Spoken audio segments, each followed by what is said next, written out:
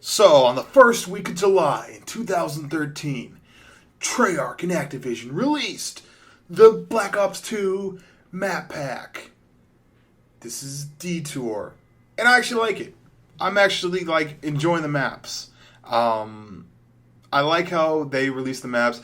And can I just say that I don't... Oh, by the way, this is a kill confirmed clip. If you should sit down. If you shall be so blessed to watch and like and 5 stars and favorite and share and click to tweet. This is a double VSAT in one life. Kill confirmed, knife only. Bam. That's what that is. And I can't... How did that shit just go... Bloop, bloop, bloop, just whoop, whoop, whoop. Just fall around and not kill him. I don't get that. Anyways. So, the new maps came out. And... It's, cool to hate, right? It's isn't that the cool thing is to, just hate on Call of Duty even though we play it? I don't understand my fellow peeps that get Call of Duty and sit there and complain about it. Behind Call of Duty 4, this is the best Call of Duty they've made. Deal with it. I don't know why I'm not jumping on that bandwagon. I'm not jumping on that let's hate Call of Duty but still play it bandwagon. And at first, after playing all these maps... You know how there's always that one map, there's always that one friend in the group, there's always that one person at work that you want to fucking just dick slap. There's always just one out of the group that you're like, you know what, fuck them. And at first, by first impressions, I thought this map, ooh, VSAT, get it. And that guy's just like, I better go watch ONLYUSEmeBLADE video. That's why he was not playing the game. He just realized how awesome it is.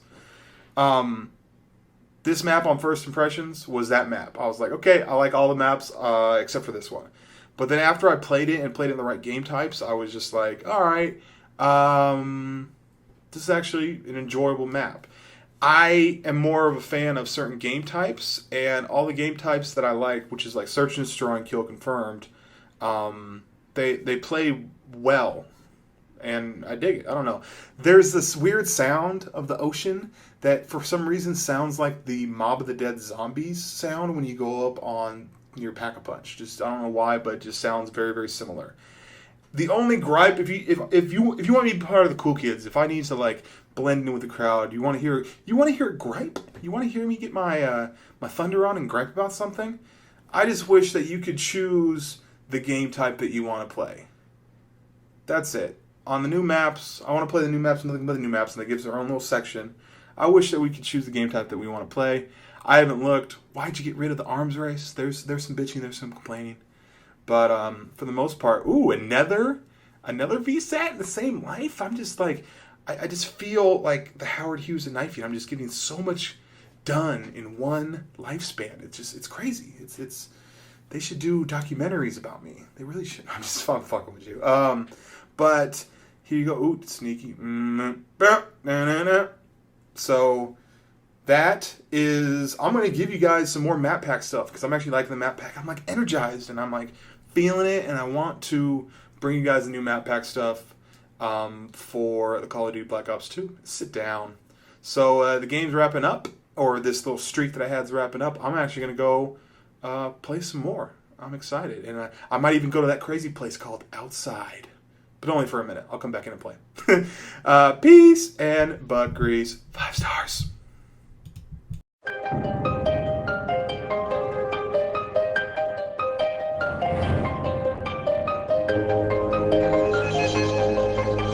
ONLYUSEmeBLADE.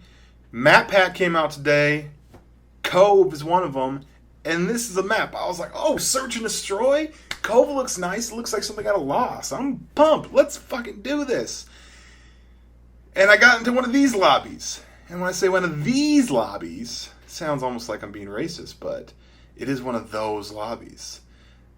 The amount of fun that I have in Call of Duty is dictated by, oh my god, do you see the battle? A lot of times I tell you that I want just noobs. I just want shitty players so I can go in there and just absolutely destroy them. Go ahead and, yeah, just go ahead, just afterthought, me killing me. Round 2, fight! Obviously I want some noobs. And then one thing that makes like playing against tryhards a little bit better is if I try even harder and I beat them and I get pumped up, and I know they're problem matches, and I know it's, I'm not going to be on the MLG circuit or anything like that, and I know I knife, and I know I'm not that great of a player, but for the most part, if you're going to play like an asshole, okay, let me play like an asshole. But there's no counter to spinning ballerina setup shotter people. I am not here to talk negatively about any clan. I am not here to say what people do or don't do, or how they're supposed to spend their game, how they're supposed to do on a game that they spend money on, or their parents. They basically own the disc, right? No one's stealing the game. So I get it. They all paid memberships to be in this gym, and so if they're using the equipment in a way you don't like, you're still using the equipment in a fucked up way. So, come on, just bob and weave. Thank you, sir, for not pulling out your pistol like a normal human being. You weirdo. He probably didn't have a pistol because he wanted a shock charge because he wanted to get that elite clip.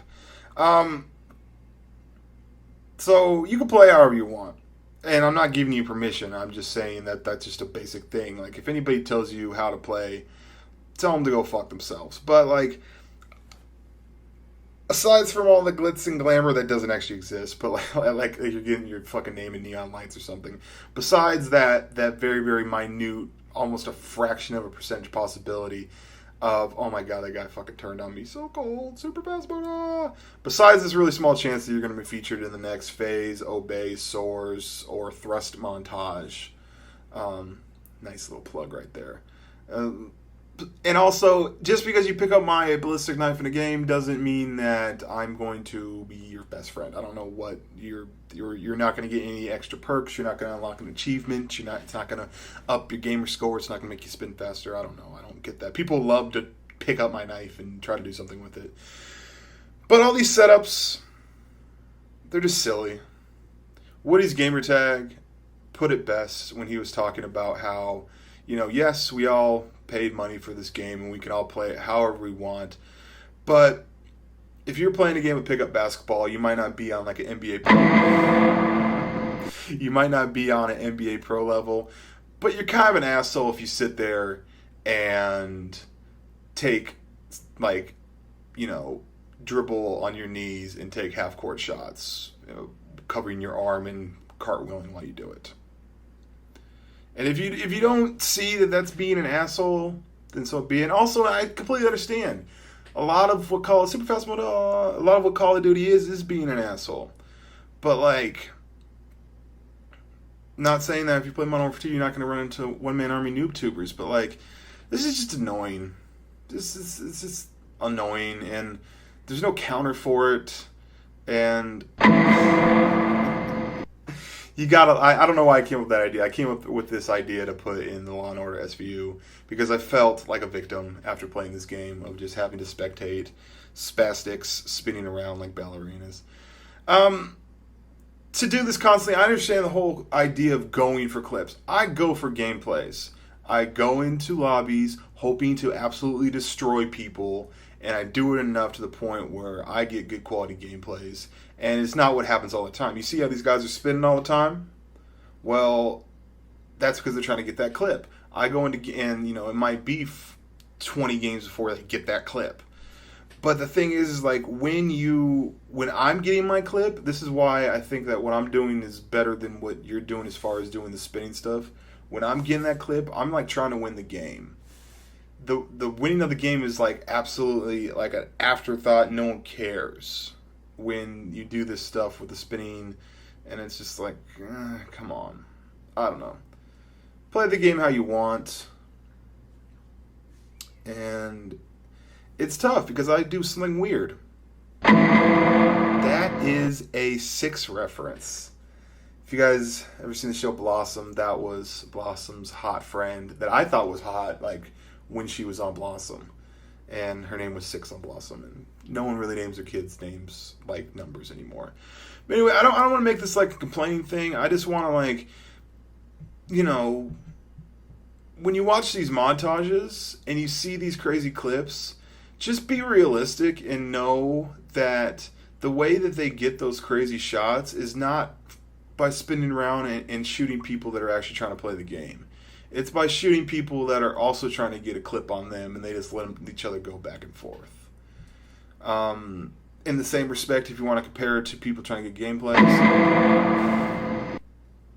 like, I don't do this, but like, there's some people where they get gameplays against people that know that they're shit or they don't care. You know what I mean?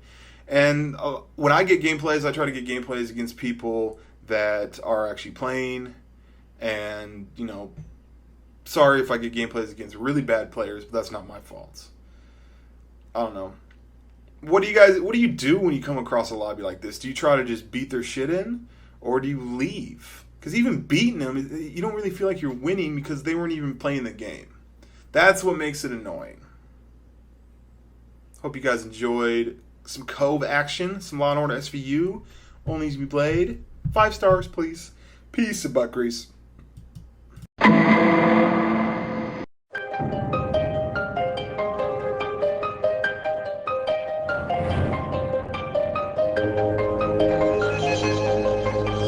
Am I super excited? No.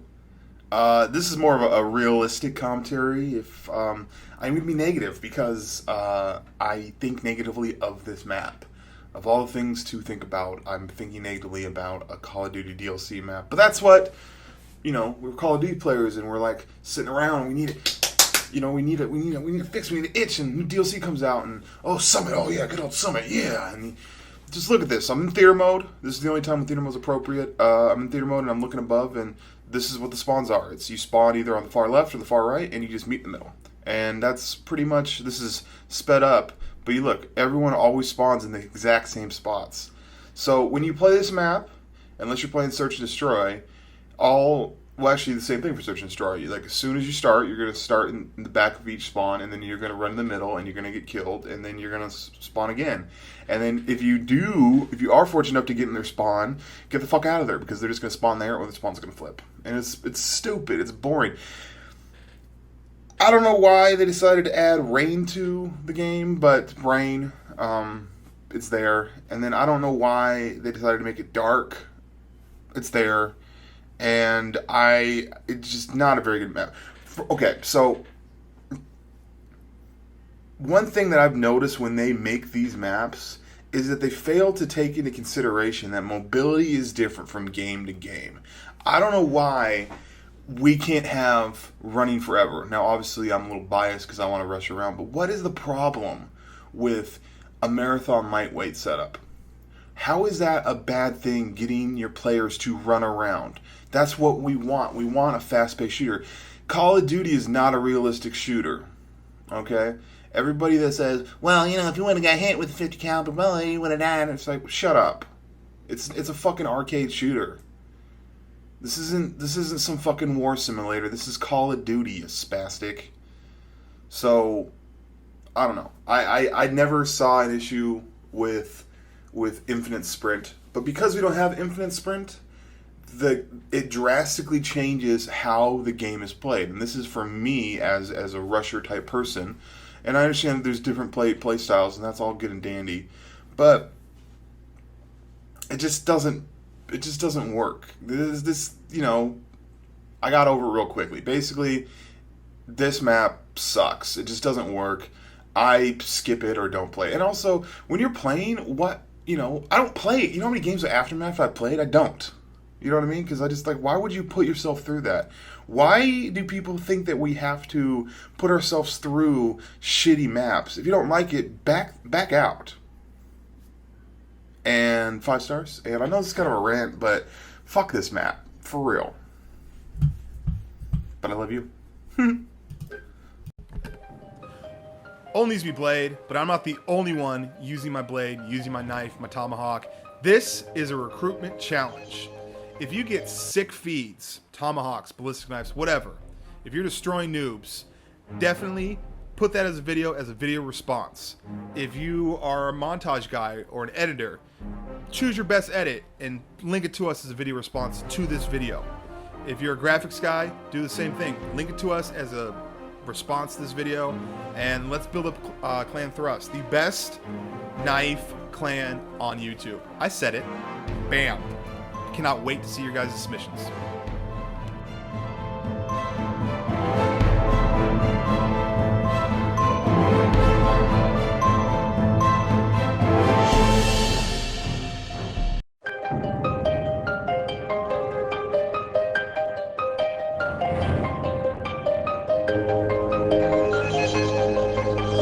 For some reason, what's up, guys? ONLYUSEmeBLADE. And Rush, it gives me a rush because I get crazy-ass death chat reactions. So I decided to share them with you. One of them is from Cove. The other is a dude. He got so pissed off that he quit. And the other is an actual fan that I stabbed. So 5 stars, peace, and butt grease. Hope you enjoy.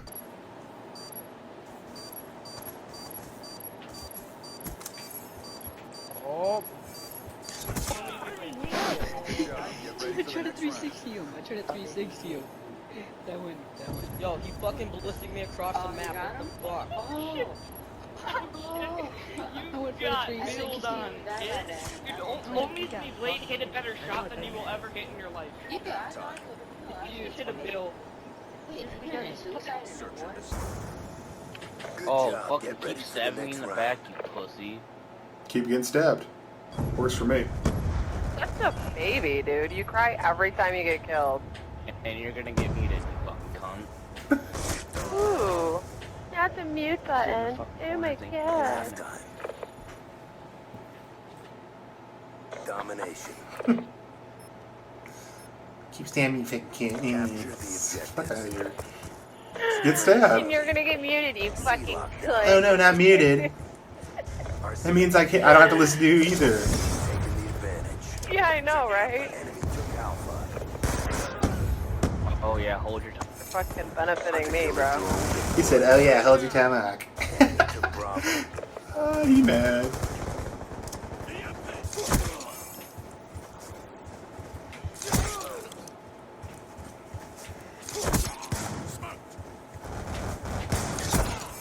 UAV awaiting orders.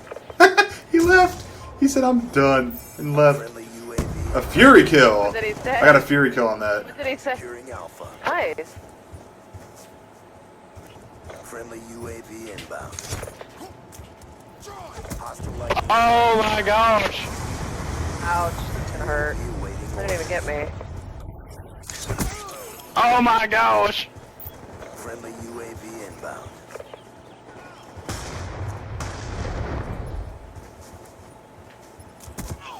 Oh my gosh! Orders. Friendly counter UAV inbound.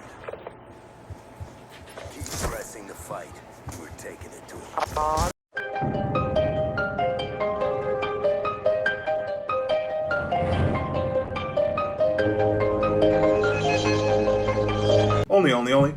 Only. What's up, guys? ONLYUSEmeBLADE, and this is a search and destroy game.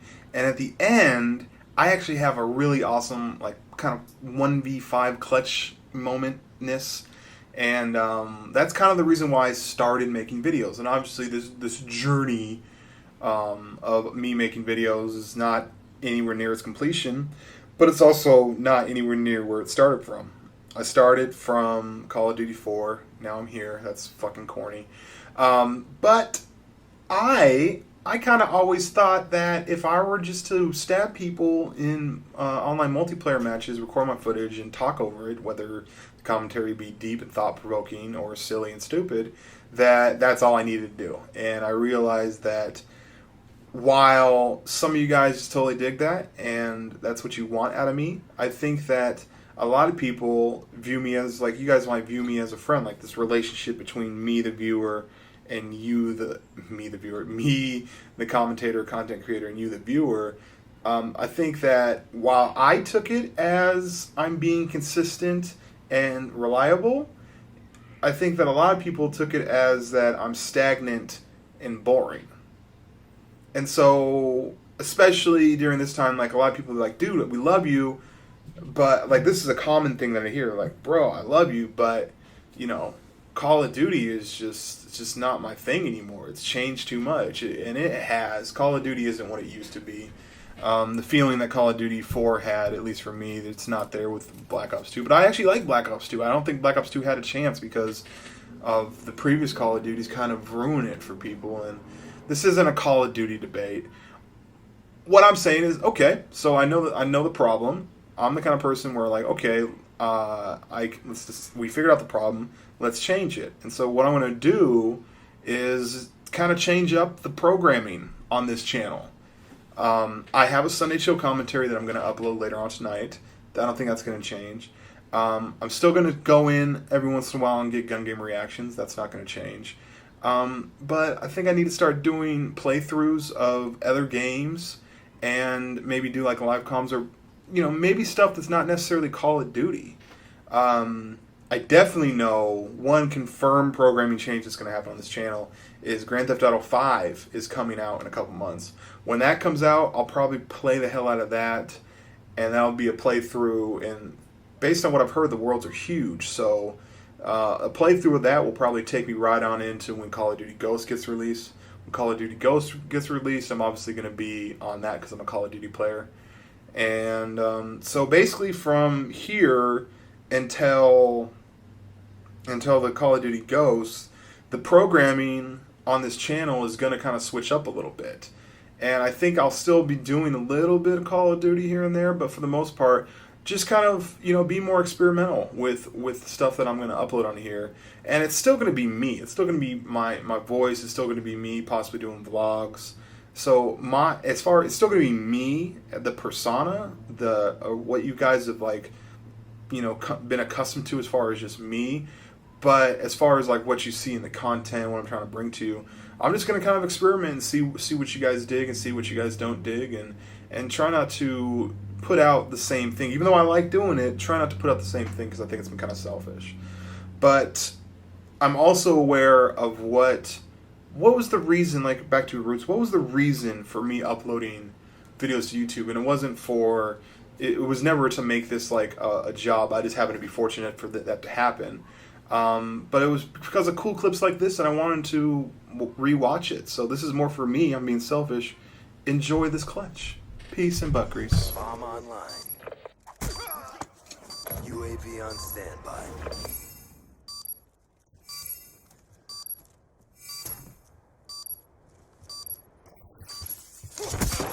Counter UAV on standby.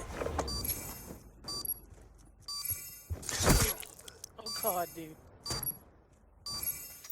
Friendly counter UAV inbound.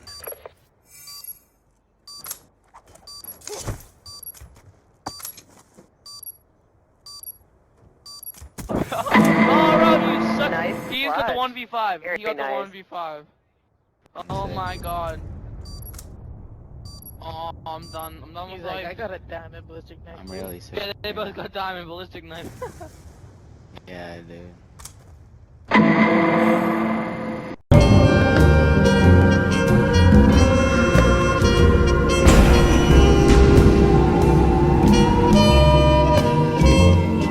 What is going on, guys? ONLYUSEmeBLADE. This is your Sunday Chill commentary.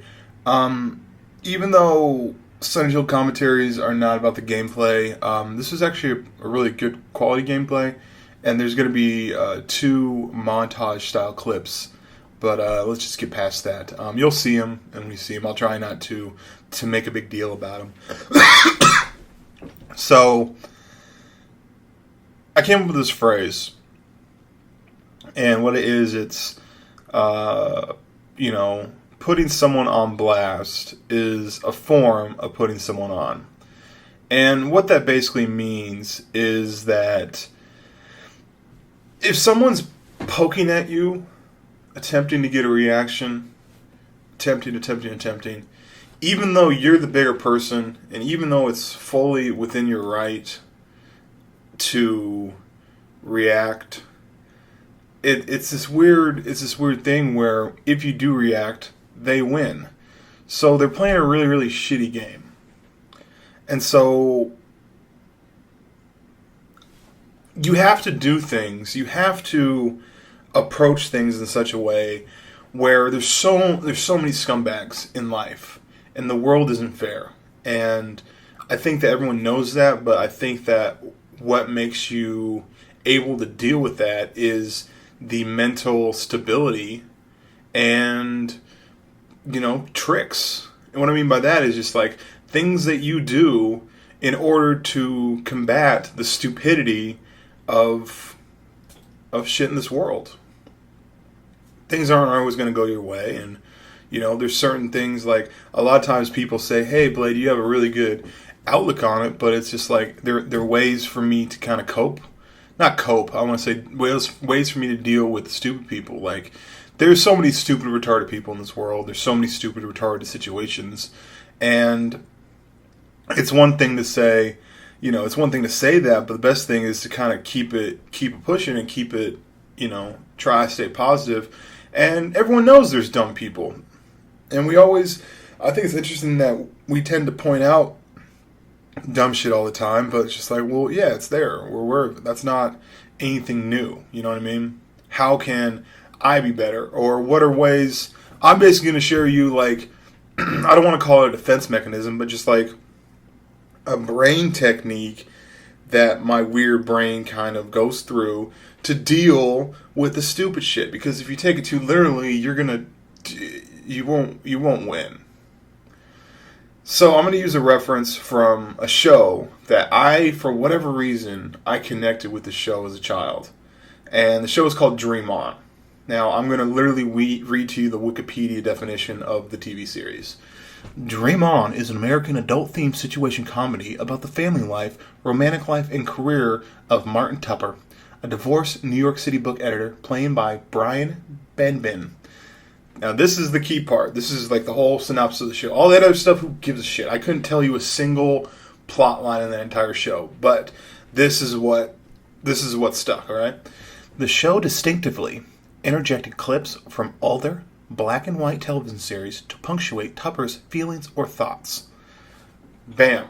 So, during the show, he would be... he'd be going through life's tribulations, whatever, which, when you really, really break it down, like a lot of the stuff that we trip about, it's in the whole grand scheme of things, it doesn't mean shit, but we, like, dwell on it and, like, really focus on it, you know what I mean?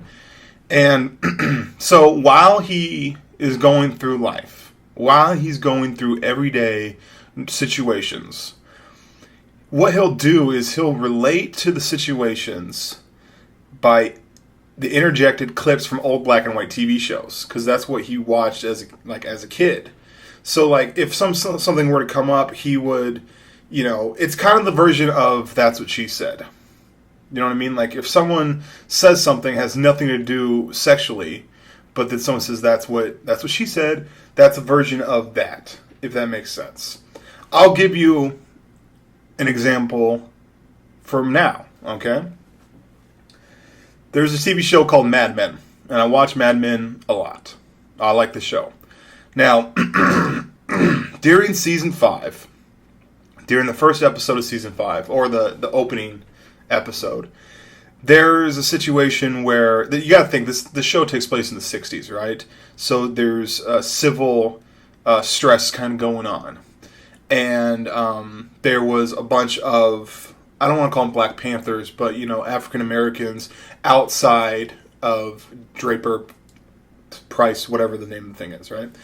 And at the end of the show, as everyone's walking in to the office, in the lobby of the office is about 20 black people all applying for a job there. And everyone's kind of walking in and everyone's kind of going, we don't know what's going on. And one of the gentlemen walked in and goes, is it just me or is the lobby full of Negroes? Now, just that line right there, just that little section, in the context, it completely pertains to the situation. And knowing the show and the time period, it completely works.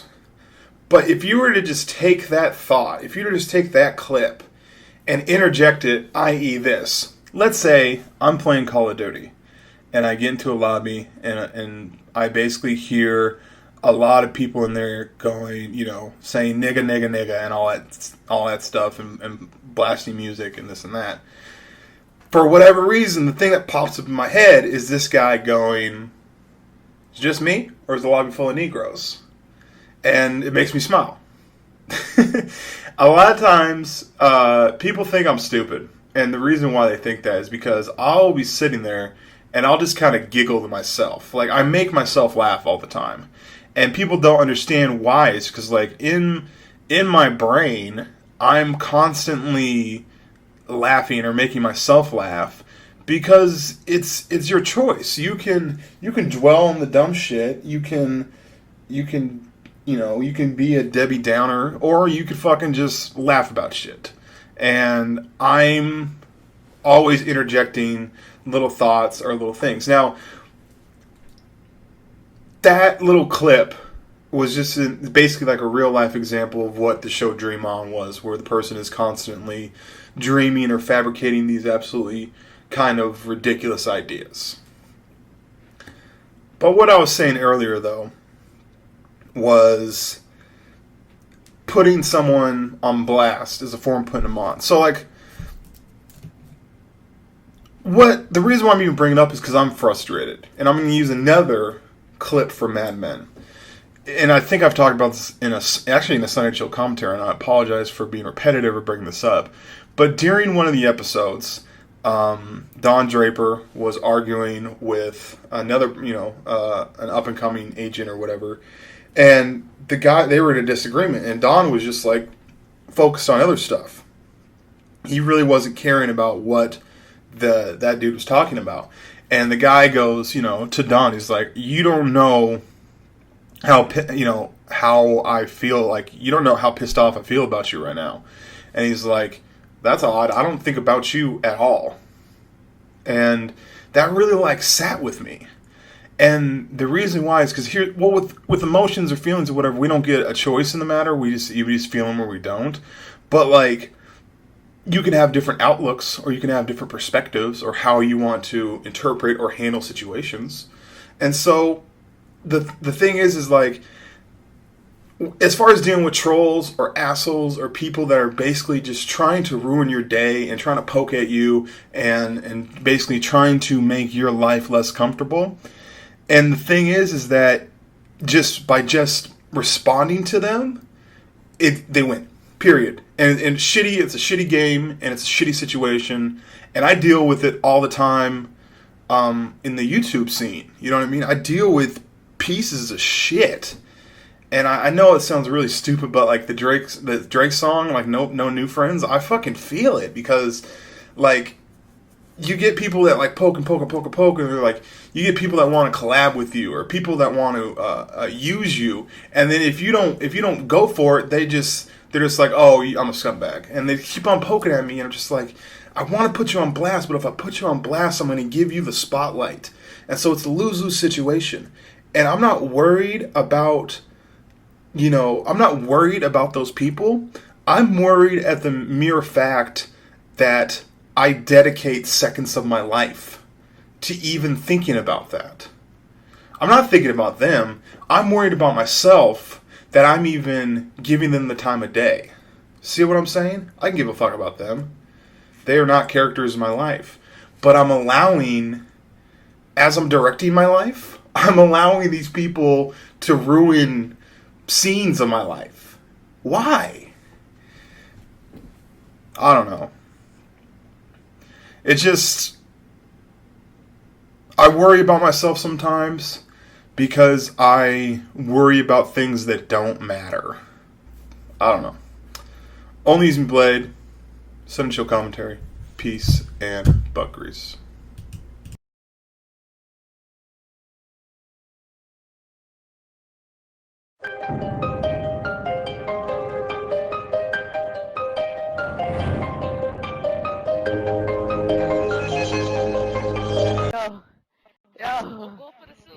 Yo, look at him. Look, it's only use my blade. Guys. Oh my god. Look. Okay. Oh my god. Look, it's only use my blade. Look. Are you guys looking? I'm looking. It's only use my blade. I've been in a game with him before. What? I've already been in a game with him, like... Fuck you! It's only use my blade! Oh my god! Oh, I love you! I Dude, love show you your so much! nipples. Holy crap. Suck my dick! I only use my blade, I love you so much! That was What is really this kid gay. even saying? Oh, he's What my is he even blade. saying? I love you! Oh, I love you Jesus, so bro. much! Oh my god! Who is he? Oh my god! Who is Shut the he? fuck up! Dude, you don't know who I don't even know who he is. He's a Oh my god! Guys, don't use my blade! Oh my god! Oh my god! Oh my god! Oh my god! Oh my god! Oh, Yes, it is! yeah, Yes, it yeah, is! Yes, it is! Oh my god! Search and destroy. so confused on what's happening. My team? Clear the objectives. What are you freaking Oh, out about? chill, bro. Oh my gosh. What are you Oh my freaking god. out about? Oh my god, suck my dick. Oh my god. Oh my god. Oh my god. Oh my god. Oh my god, go on, No.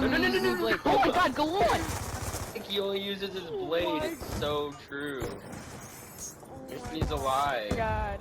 Oh my Yeah, god, I was no. using my blade too. I was using What my the blade too, fuck, bro. Blade? For you. Oh my god. Ah!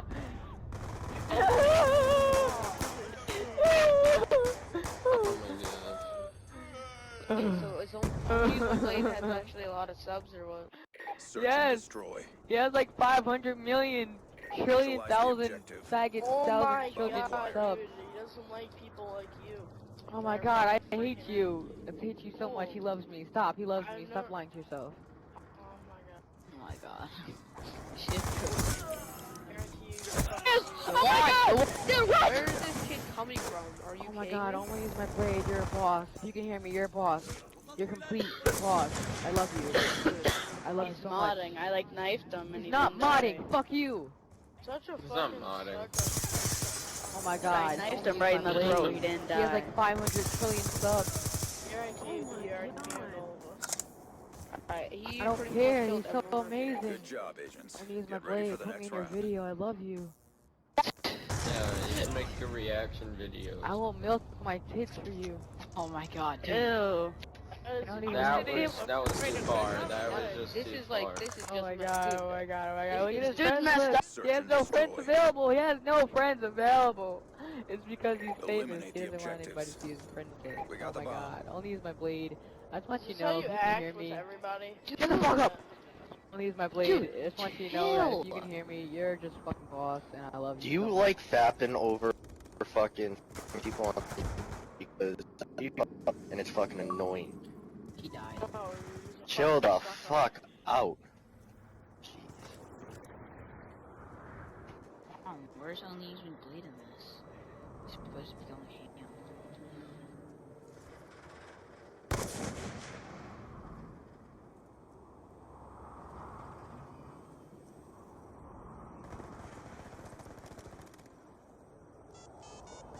You're all that remains. Finish the op. Bomb active.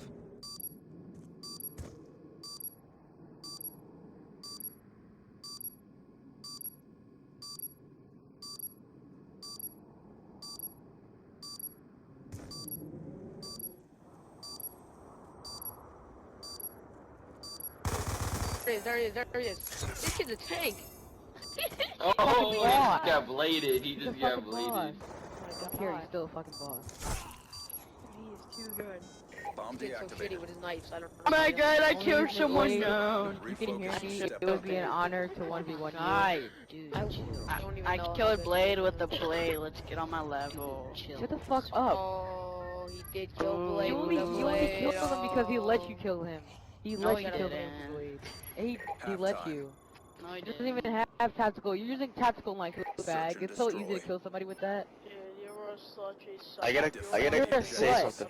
To get a diamond fucking ballistic knife, you have to use a crossbow. So Wait, Yerix, is this your first time in his lobby? stupid, put the math together.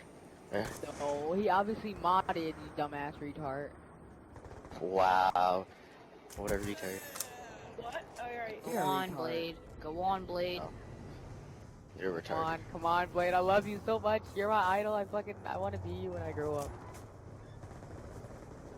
When I grow up to be a wonderful woman. Avenge you. I will avenge you. Aw. 7 and 4 with the blade. Stop sucking him. How if his rush is so good at it?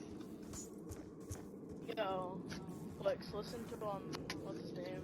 Listen, bro, that's the real only use my blade. He's even off. Or he's even appearing offline. Look at him.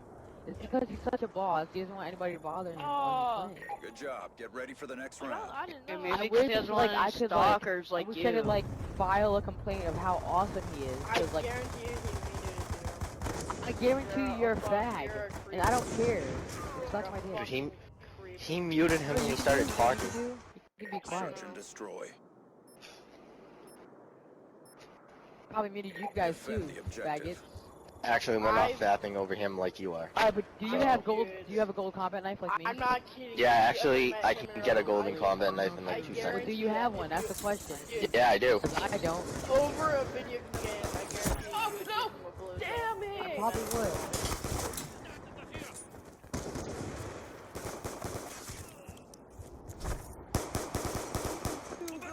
Ah. This is too good. I killed Blade though, cause I'm a. Dude, you're a, So what? You're a dude, Gaylord. this It's Blade- easy I to kill killed somebody him you twice, fucking bro. combat knife. I Alright, killed it's him easy to kill twice. someone using a combat knife, and he's 8 and 5. He's doing way better than you. Shut up.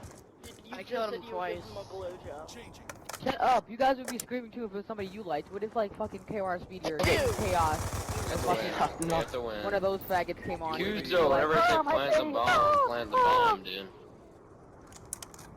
I mean, come on, like, it's only use my blade. Who the fuck are you, you random?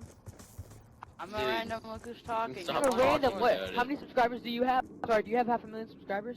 On my Do you have half a You million? have 500,000 No, do subscribers. you?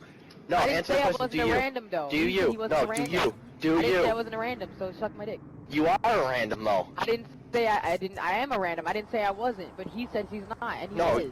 So shut up. You're I'm retarded. retarded. He said he wasn't a You're random. I'm a random, and I know that. He is definitely a random. Hey, It's chill obvious. out, dude. Does he have 500,000 subscribers? No, he doesn't. We So lost that I round. don't care. Do you? So shut up. You don't have one either. Fuck You don't you. have. Fuck Yeah, so shut your you. fucking mouth. Fuck you. I didn't say I wasn't a random though. I know I am. So fuck you. So stop saying, do you have 500,000 subscribers when you don't even have Yes, it? do you? And you're Do not you? even him, so Do shut you? your mouth. No, you Search don't. and destroy. You don't have 500,000 subscribers. You know why? Because you Defend suck the objectives. cock. You suck cock and you love it. Yo, And you love to everybody suck cock report and him. you sell your body. Everybody You report sell him. your body for butter. You sell your body Yes, for butter, and I'm not report talking about Minecraft gold. You sell your body for butter, and you're just angry. I'm gonna put my tactical insertion here. Ah, So Blade! use my blade. Yurix. Yurix. Who the fuck are you talking to? Oh, go. It's funny.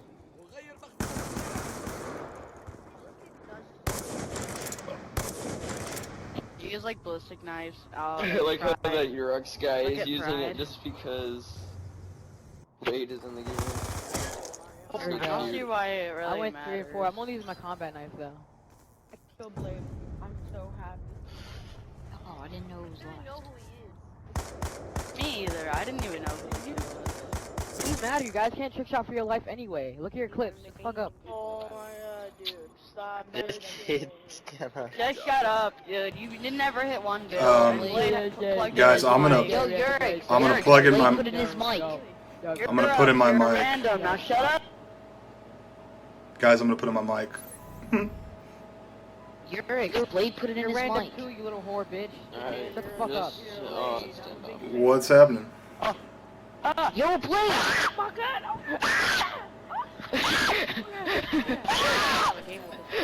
Ow. I love you. Chill. See how many kills I get? I love Dude, you. chill. Calm I your love you. nipples. What the hell? I love you so much. You're all by Only my yourself. blade. Only use my blade. I love you. Right on, man. Next video coming out. He has over half. I'm gonna do a couple today. Oh my god. So Blade has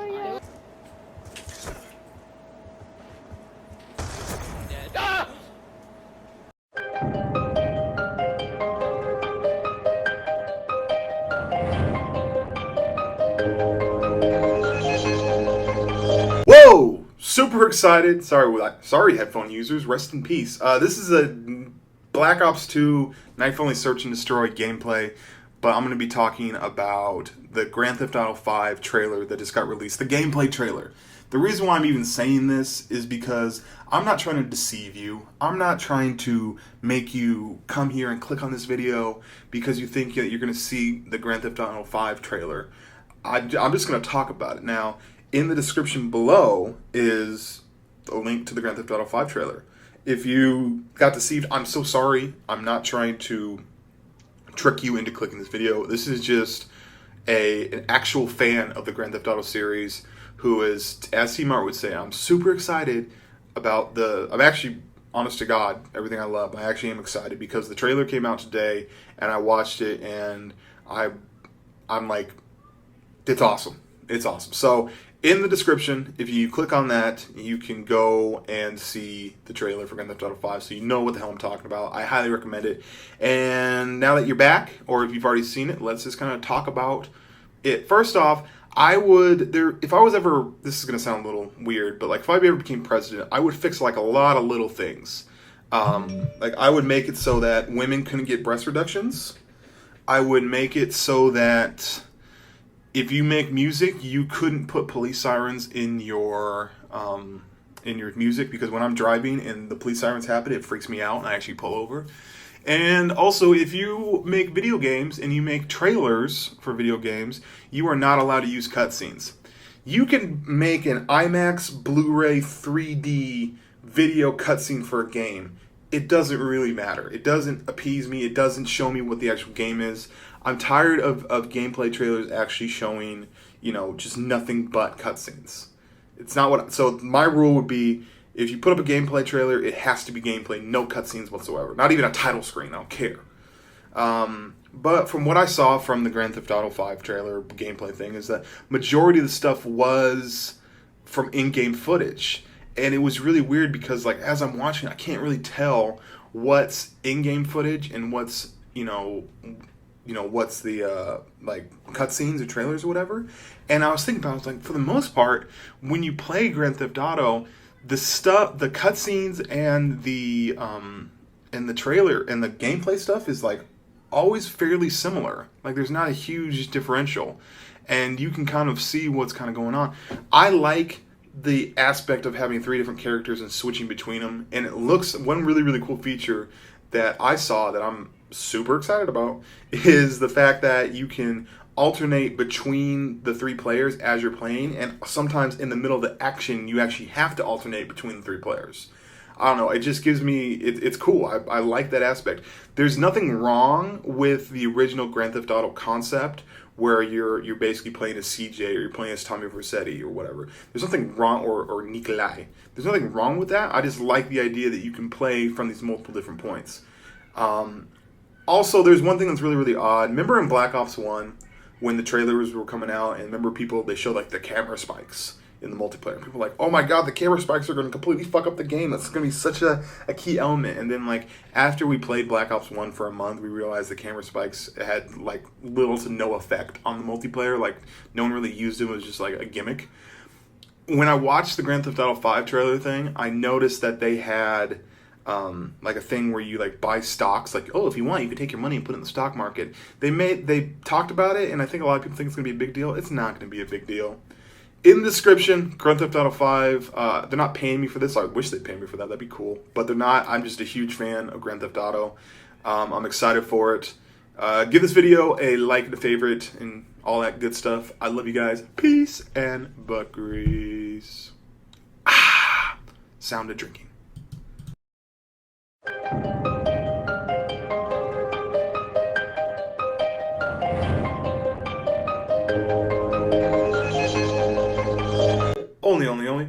Only. What's up, guys? Let's get 2 things. Take care of business real quick.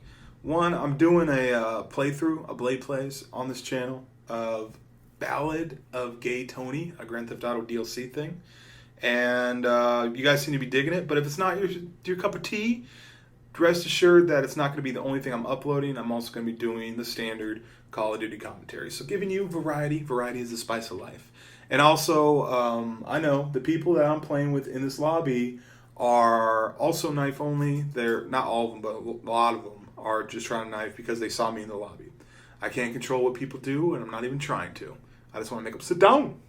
So, Dustin Hoffman did this interview a while ago, and for some reason it's going like viral. It's being shared around, and it's being shared around by a lot of women, and rightfully so, because it makes a whole lot of sense. But I think that women do the same thing. But let me just kind of break it down to you what he says. A link to the video is in the description. This is just something interesting to kind of like, whenever something makes you kind of change your aspect or change your point of view on stuff, it's interesting. And this, I'm not telling you to change your point of view on this, but I'm just sharing my experience with it. Bam. So Dustin Hoffman is the type of actor that he's so successful and he's so revered that even 30 years ago he was able to say, you know what, let's make sure that the movies I do are only good ones.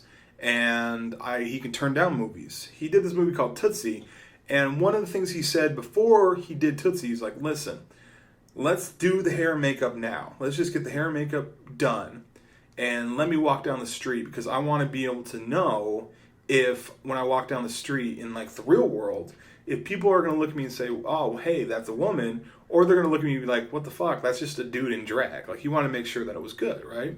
So he goes through the process. He looks at it, he's like, wow, I really look like a woman. This is amazing.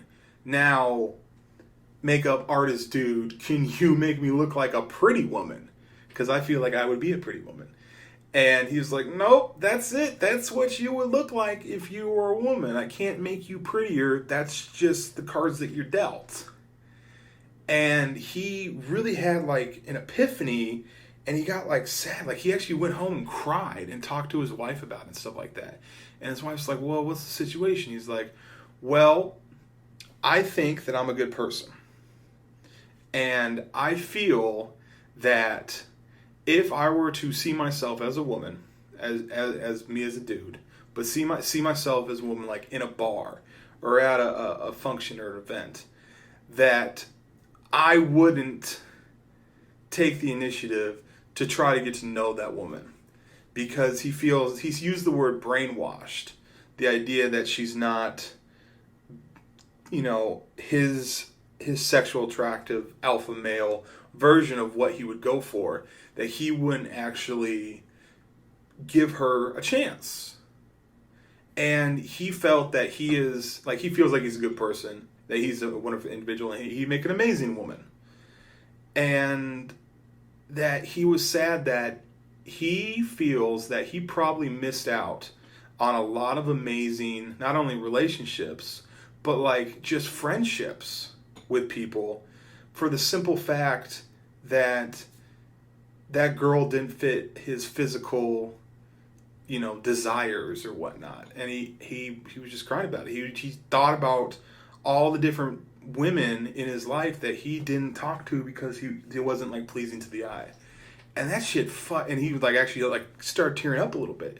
And that shit kind of fucked me up, because it's like, as far as like alpha male goes, I like a certain type of woman. I like curves. I like, you guys know this is no big thing, I like big ass titties. And I put so much emphasis on that, right? And I think that obviously it's good to want those kind of things, and that's something that makes me sexually attracted. I'm going a little ham here. That makes me like sexually attracted to a woman. But think about all of the great women in this world that I never even that I completely shut down from the get-go, because that doesn't fit that mold of what physically I'm looking for. I don't know. A link to the videos there. Peace and butt grease. It really fucked me up, man.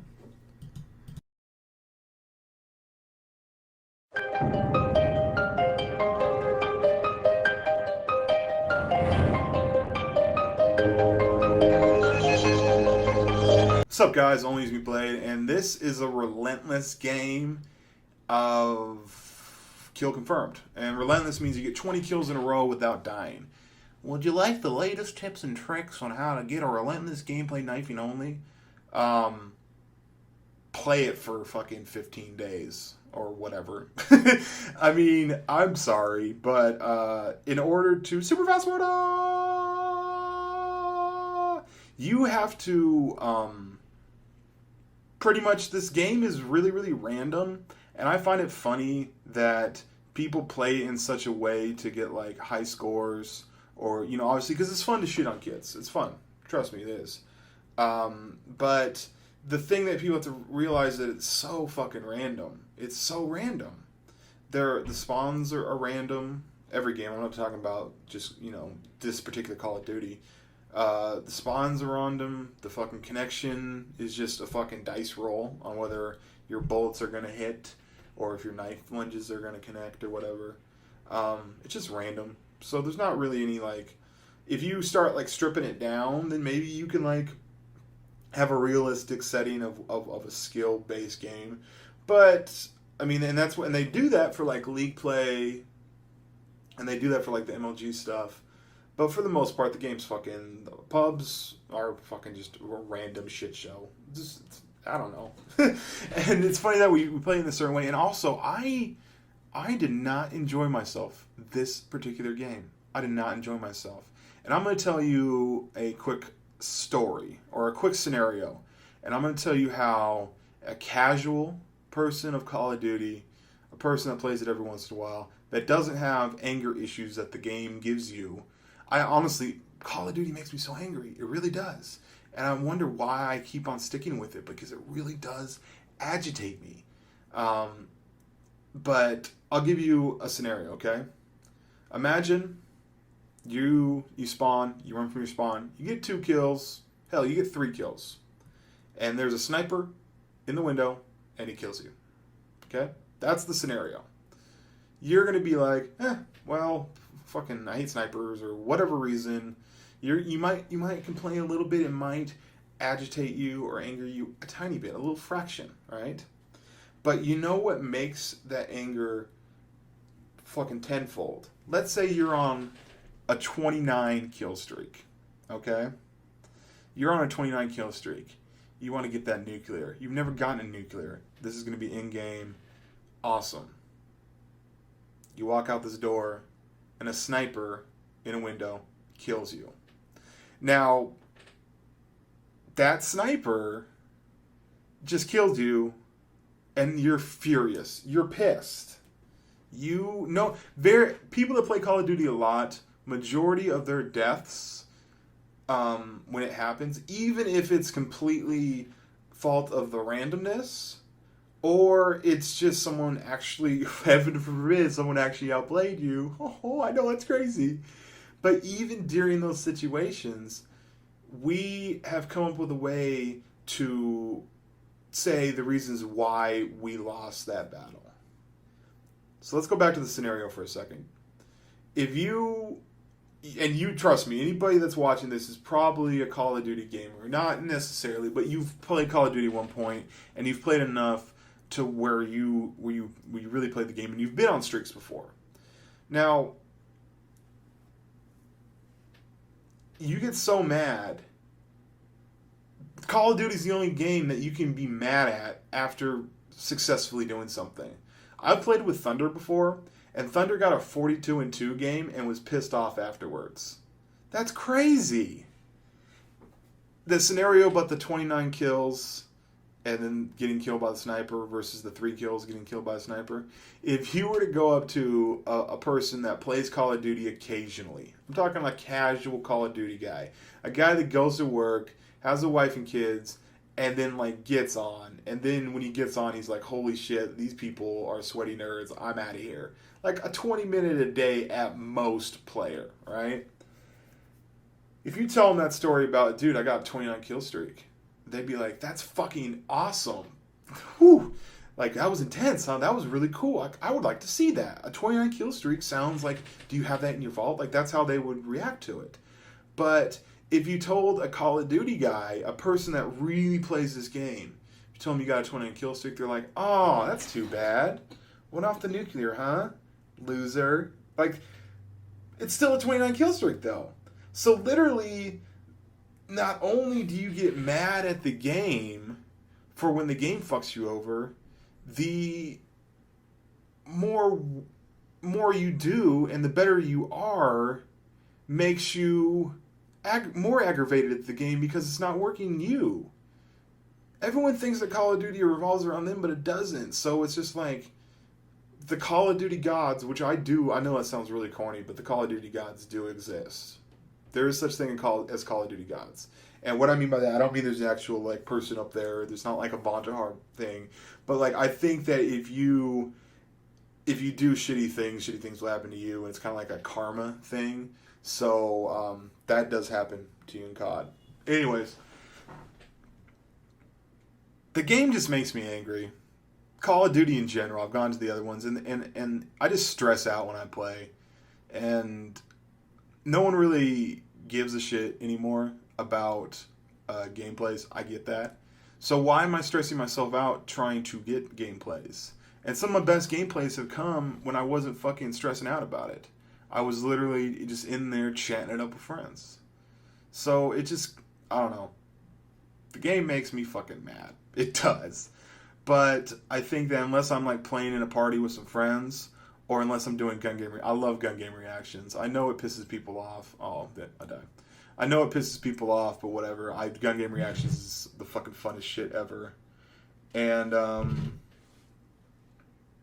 yeah, just the reason why I'm saying this is because I am not trying to chase that high anymore, because the high is not worth the fucking stress level that the game causes, if that makes sense. But that is a Relentless. That is 20 kill streak in kill confirm ONLYUSEmeBLADE. Peace and butt grease. And like the video if you got this far. Bye.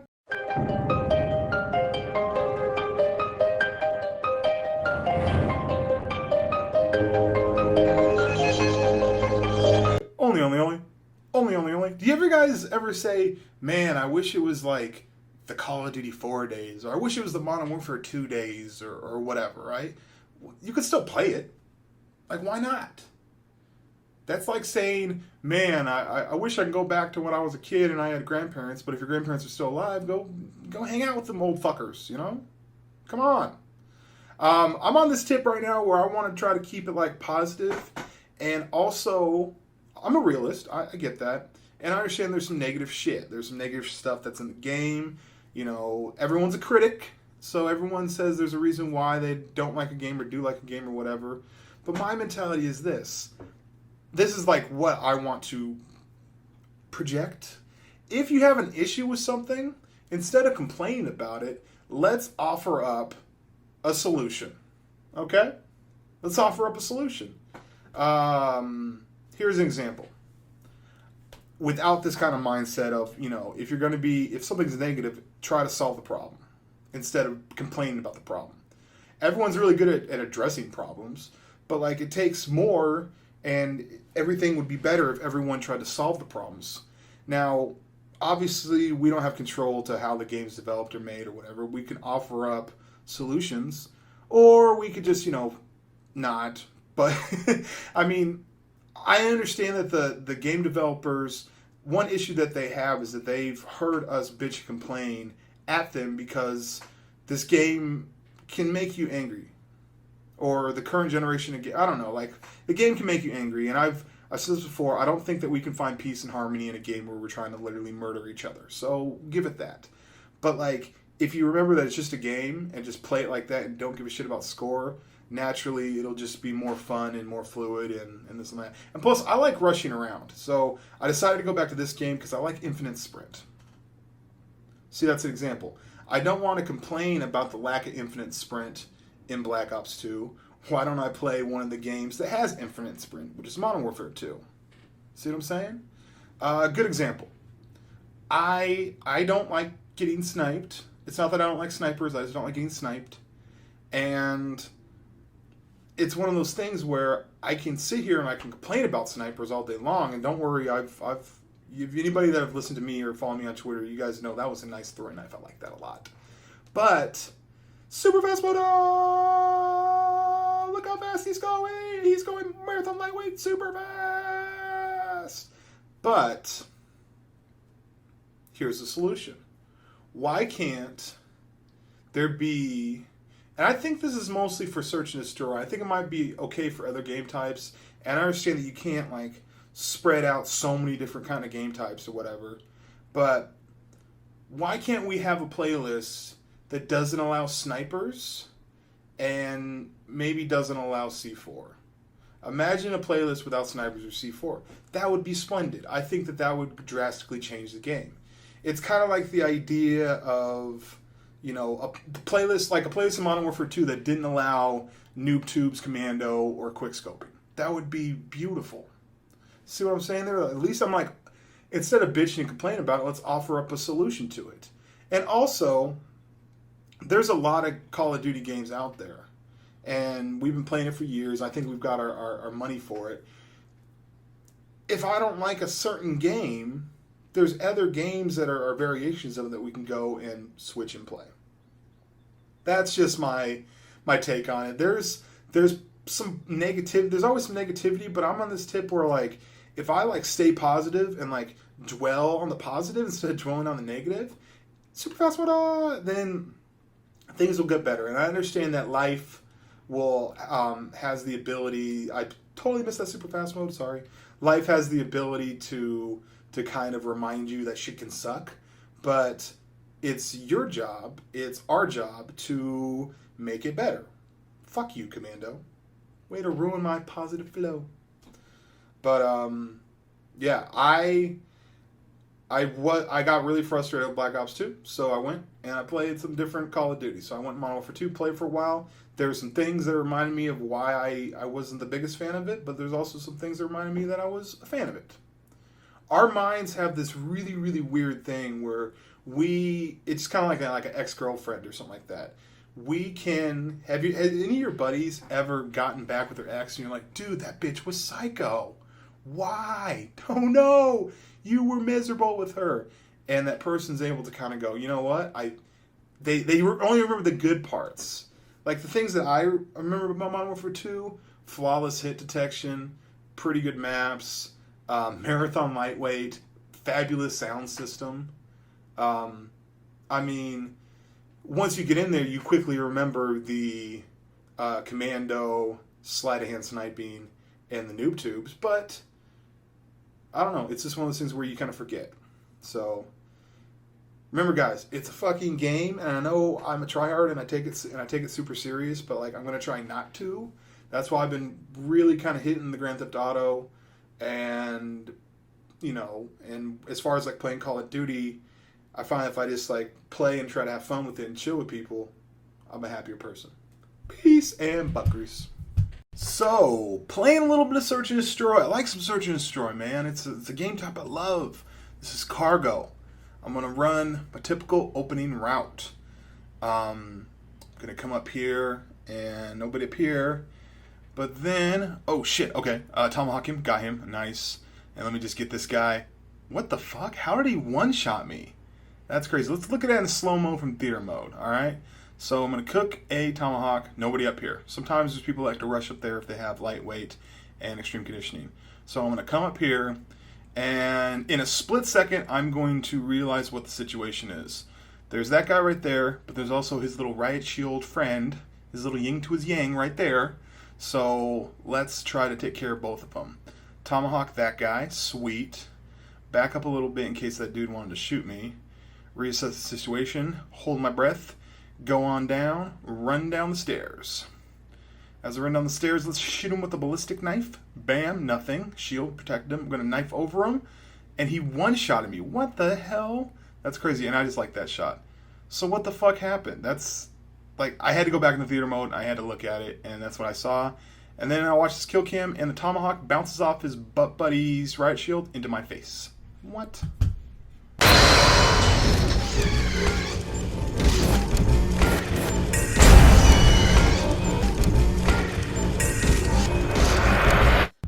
So that first clip is, it doesn't happen all the time, obviously. Like, a lot of times when people upload these crazy things where, you know, shitty things happen to them in the game, they act as if it happens all the time. Obviously, stuff like that is so random. The universe is based off kind of the chaos theory where every little minute thing sit down affects everything else, and for whatever reason on today when that happened to me, it just happened like that. Call of Duty in the world is so random that if you try to sit there and decipher why something like that were to happen to you, you're gonna go crazy. You're gonna go mad. Call of Duty makes you insane because when I play Call of Duty, I literally do the same thing every time, and I expect a different result. And that, ladies and gentlemen, is the definition of insanity: is repeating the same process over and over again, expecting different things.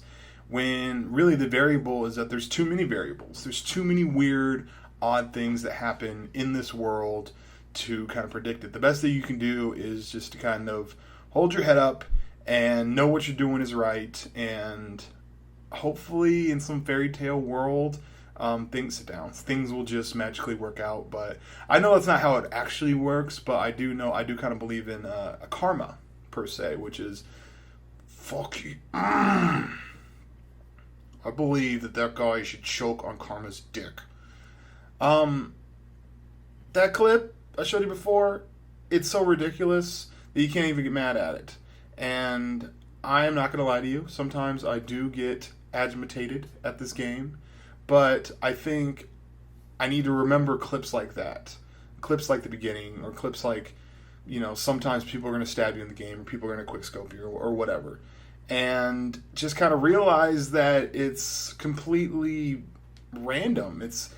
Alright, so the chaos theory, like I've talked about, what is that movie called? Ooh, that was a nice one. Butterfly Effect. And here's a good example. Like, one issue, without getting too technical, from the Back to the Future movies is this idea that he takes a sports almanac, goes back and knows the scores and bets on them. You may be able to do that once, but the world is such a clusterfuck and such a byproduct of what we've done before, that if a person were to bet on a sports game, if you were to do one thing differently, it's going to completely change the whole outcome of everything else. So let's say you are a football player and you are aware of some guy who has a sports almanac, and he goes, and you're like, okay, I understand about that. Maybe I could bet some money. Maybe I could do something. Fuck you! Stop! Can we stop? Can you stop knifing me, please, people? People, I love you. I love you so much. But when you see me in a game, that person right there, he's not famous. He's not going to get a deal. He's not going to get a book deal. He's not going to get anything for knifing me in a game. I ask you very nicely, treat me like a normal person. Just go ahead and just shoot me. But then I realized that that's not going to happen. People are going to do different things. Now, here's a good example. If I get into a game, you might play differently than if my gamer tag was a little bit different. So you get into a game and it might actually have different results. So everything is contingent on everything else. And also, Call of Duty is just so unbelievably random, sit down, that this idea that if you just try to play it flawlessly and try to concentrate as hard as you can, and you got your G Fuel in you, you got your Scuf, you got your headset, you got your monitor, you got your good connection, all that stuff, that helps. But also at the same time, you have to realize that Call of Duty is just a random clusterfuck of a game. And as soon as you do that, you can just chill and get in a party and play and I don't know, kind of taking that attitude, it's helped me, because now I just get into parties of like 2 or 3 people, chill, play, and when I get a good game, and I could commentate it and upload it to you. Subscribe. If you rate or favorite or share or doing that stuff for the video, it helps me out a lot. I appreciate it. But besides that, I love you guys. Peace and butt grease.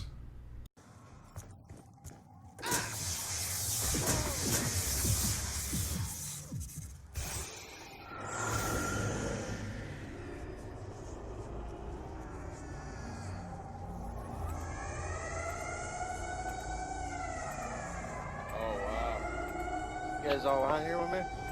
Yeah. Oh, I see you now. Oh, this is some trippy shit. I know, it's like you're fucking stoned or something.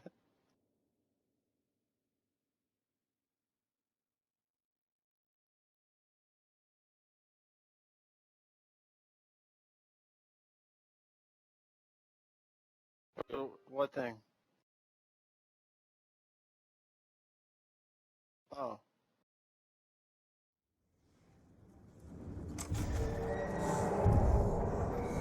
Oh, good grief. Well, I think I'm the weasel. Oh, I am. Oh, shit.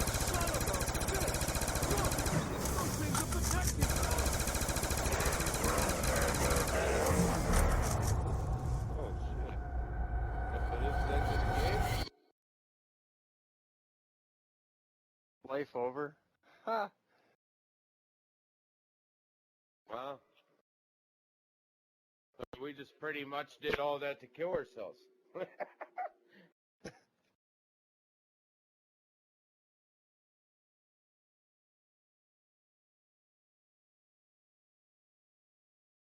to sleep, huh? Oh no, I didn't get my fuck. How do you get blue eyes, dude?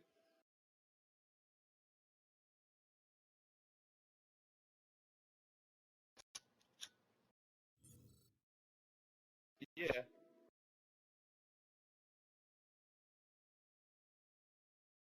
You guys know any glitches? What? You guys know any glitches?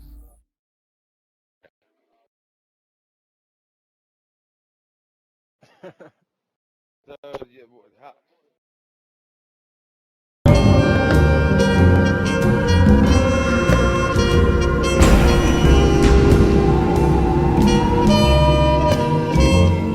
What's up, guys? ONLYUSEmeBLADE, and this is your Sunday Chill commentary. And you're probably going, if you made it this far, you're probably going, why did Blade put that weird, non-important clip at the beginning? There was no stabbing, there was no coolness. Why did he share that? Obviously, guys, Sunday Chill commentary is not about the gameplay. But for whatever reason, everything that happened at the end of that Pop Goes the Weasel run, like, pertained to life and made me, like, sit there and contemplate and think. And it may be me over analyzing it, or it may just be, like, you know, coincidences. You know, a lot of times people will be like, there's no such thing as coincidences. They're all there for a reason. And this isn't talking about, like, some, you know, divine God or whatever coming down and showing me the ways of things. This is just, sometimes things just kind of repeat and represent themselves, and I can't help but notice. One of the things I noticed was that it happened after 27. For whatever reason, there's been lots of stories, and I've read lots about this, where after the age of 27, like, for some reason, 27 is when a lot of great artists die, for some reason. Kurt Cobain, Janis Joplin, Jimi Hendrix, and probably some other people. They all died at like 27. So the fact that that clip started off at round 27 and then went to round 28 and then it went into this whole like afterlife thing and trippiness and everything like that. I don't know, it's kind of trippy. Now, I have never been a fan of zombies. And if you guys have like followed my channel, you guys have known that I've been friends with ThatGuyWhoCamps, and he's obviously a big, you know, zombies fan. And I've just never been into it, except for this one. And part of it is like the prison setting, which I don't know why I dig it so much. But also because zombies, the thing that really sold me on this zombies was at the beginning of it, they said, this is the first zombies that you're going to be able to beat. And I love that. I like that. I like that concept. I like the idea of being able to beat something. Obviously, there's, you know, a lot of these like sandbox games that you play, like the Grand Theft Autos and stuff like that. You can beat the storyline, and then you can still do like little side things or whatever. For the most part, I like things that have a beginning, a middle, and an end.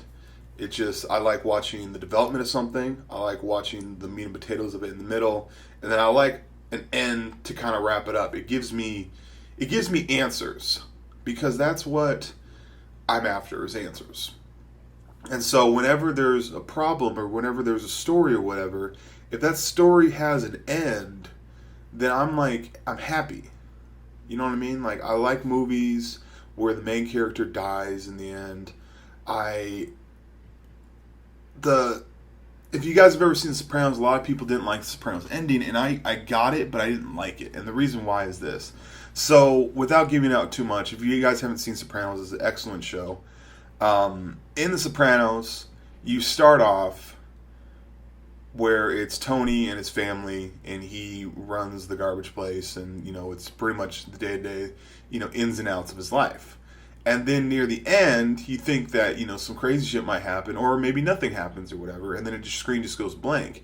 Because the writers felt that the show was just supposed to be about, you know, a peek into the lives of Tony Soprano and his family and so on and so forth, right?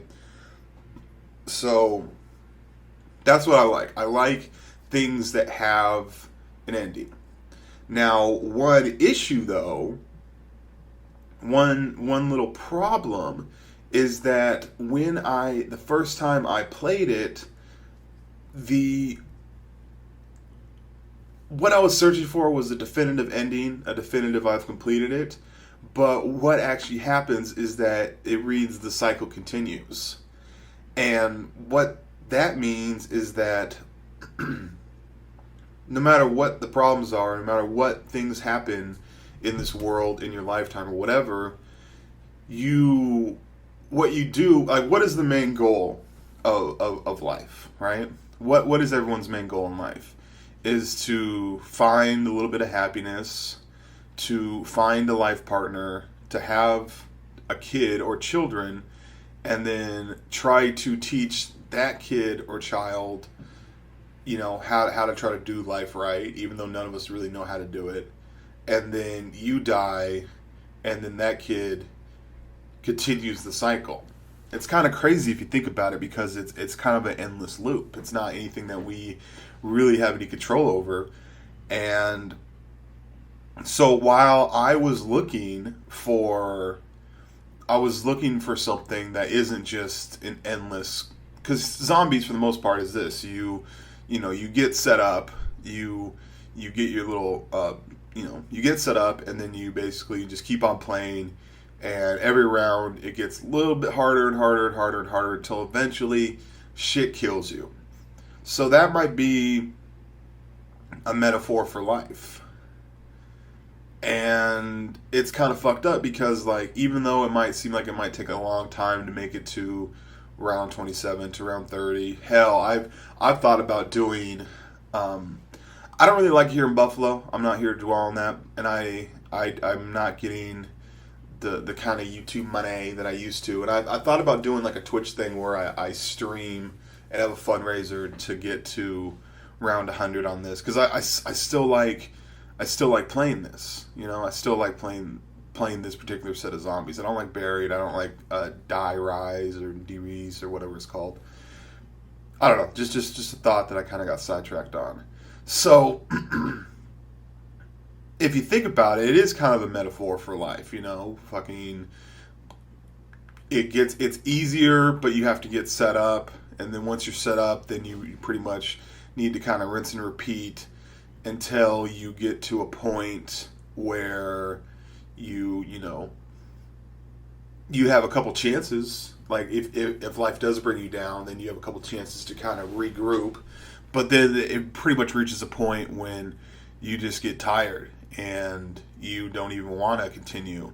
It's in your best interest to continue, and it's in everything that you want to continue, but for the most part, it just gets where it gets so complex, and then you're just like, okay, I'm done. Now, I'm not talking about suicide. I don't really advocate suicide. I don't think it's like cool, and I'm not talking about that. And I think that suicide's for lazy people. And I know that sounds fucking mean, and I know like that is a soundbite. You'd be like, wow, Blade, you're a dick. But I honestly do think that suicide's for people that don't want to live. Well, obviously, but also that it's kind of an easy coward way out. So this is kind of a thought. I know that sounds fucked up, and I know that people might take that the wrong way, but it's kind of true. I think that, like, people are fighting every day in order to stay alive, and so the idea that you dislike whatever life that you have, that you decide that you want to just end this story early, is kind of crazy to me, because I don't want the story to end. Like I said before, the only things I'm actually scared of is death and having a child with a woman that I do not love. That just sounds like fucking hell to me. So, my roommate Scott, he was a little down. He's a little sad panda, and he started, like, he was talking to this girl, and this girl sent him some information on, like, astrology stuff. And I've never really been a huge fan of astrology stuff because I'm kind of more of a realist person, and there hasn't been anything that has shown me that is actually, like, the way things are, you know? And what I mean by that is that I could give anybody an astrology timeline thing or whatever and tell them how their day is going to be, for the simple fact that we as humans are deposed. We as humans want to think that we're, like, good and splendid and there's no negative sides to us. And so if you put out something saying, hey, I think that you're a good, kind-hearted person and that you look out for your friends, and everyone's going to be like, yeah, you know what, I do that. This astrology stuff's pretty on point. Well, of course it is. It's a compliment. It's everyone wants to have courage, and those little, like, those words like that are just basically just, like, filler words, and obviously, you want to have that. And the thing that really got me about this is he asked me for, like we're talking about coincidences, he asked me for my date of birth and the time I was born. And I didn't know the time I was born, but for some reason I just instantly said 9 p.m. I don't know why. And I have this weird feeling that I bet you that it is 9 p.m. when I was born. I don't know why, it's just that weird, eerie feeling that I have. Anyway, so he punched in my information, and this thing came back with, like, a 9-paragraph thing, and I'm going to read a couple of them, and then I'm going to kind of just, anytime something pops up or whatever, I'll stop it or whatever. So, this birth chart shows the positions of the planets for Brian. The sun represents vitality, a sense of individuality, and outward shining creative energy. Well, yep, plus for me, yes. Restless, cheerful, and friendly, Sun and Sagittarius people are generally on the go. They have lots of freedom and disdain for routine. Generally quite easygoing, Sagittariuses make friends with people from all walks of life. They love to laugh and tease and get along with both sexes. Okay, so the generally quite easygoing and makes friends with all walks of life. That makes friends with all walks of life thing is so true. For whatever reason, it seems like a selfish thing, but I look at other people that I meet along this trip of life, and I look at them as characters. I tend to try to associate more with characters than I do with actual real people, which is kind of fucked up if you think about it. Like, one of the things I do in that first clip, the first clip was just me and 2 other dudes that I met randomly in a lobby. It wasn't anybody else on my friends list. It was just 2 dudes. And I wanted to be that tour guide of getting them to Pop Goes the Weasel. I don't know why I really like that, but I wanted to, like, at the beginning of the lobby, I was just like, you guys, one thing I always ask people, when you're playing Mob of the Dead Zombies, when you get by the docks, do you know how to get the part when you're playing with multiple people? And if they don't know how to answer that, then I can't really help them. I just back out. But as long as I can answer that, and as long as they have mics, I might be able to fucking talk to them. It's just an interesting thing to go on this journey with random ass people. Some people say that Zombies is fun with friends, but I find it actually fun with people that I've never actually met. And part of it is me, I kind of like to show off. I kind of like when I get into those modes where they go down and then I have a setup and I'm able to get rid of all these zombies. And they're like, holy shit, I would have died if that was me. And there's part of me that kind of wants to be in the spotlight, and I dig that. But also I like going on that voyage the Pop Goes the Weasel achievement with randoms is a pretty awesome voyage as long as they're not retarded. So, I don't know. Like, the people that I have in life, most of them are fucking characters. I don't really hang out with lames. I don't really hang out with people that aren't at least interesting at some point or have something to offer up intellectually. You know what I mean? And that just because I like having interesting characters in the story that I call life. They love to laugh and tease and get along well with both sexes. Sagittarians have often blind faith in people and in the world. The optimism is infectious, although it can get them into trouble from time to time. They are curious people who love to learn. Their idealist nature is hard to miss. All those things, while they're positive things, and I get that, everyone would like to have that. Not everyone has that same kind of thing. The reason why I'm even bringing up, like, you know, this whole astrological sign stuff is because there actually is somewhat of a study. While, you know, your makeup, the way that you are is dictated by your genes. It's a combination of your mother and your father. And then also there's a process of your environment from when you were a kid. But the thing is that when you're a kid, you have a certain kind of upbringing, but then when you become an adult, you realize that your upbringing, while is important, you realize that you're an adult now, so you kind of have to not be naive. And there's this thing about being a child that it's kind of encourage naivety. And so then it's almost like, it's like you read a book, but then you got to watch the behind the scenes of how the book was made. And so now you have a completely different outlook on the book, if that kind of makes sense. And also the teasing thing, I don't tease people that I don't like, but I will tease people that I do like, if that kind of makes sense. And I think that I can make fun of myself. I make fun of myself all the time. And so people I'm with, I'm going to make fun of them, not in a mean way, but in such a way that you know that that I love you. It's almost like the idea of a roast. Like, you ever heard, you know, someone was just like, would you roast this person? I'm like, no, because I don't actually like that person. Like, you know, you only really want to roast the ones that you love. So, get along with both sexes? Yeah, sexual. Although generally easygoing, Sagittarius is a fire sign.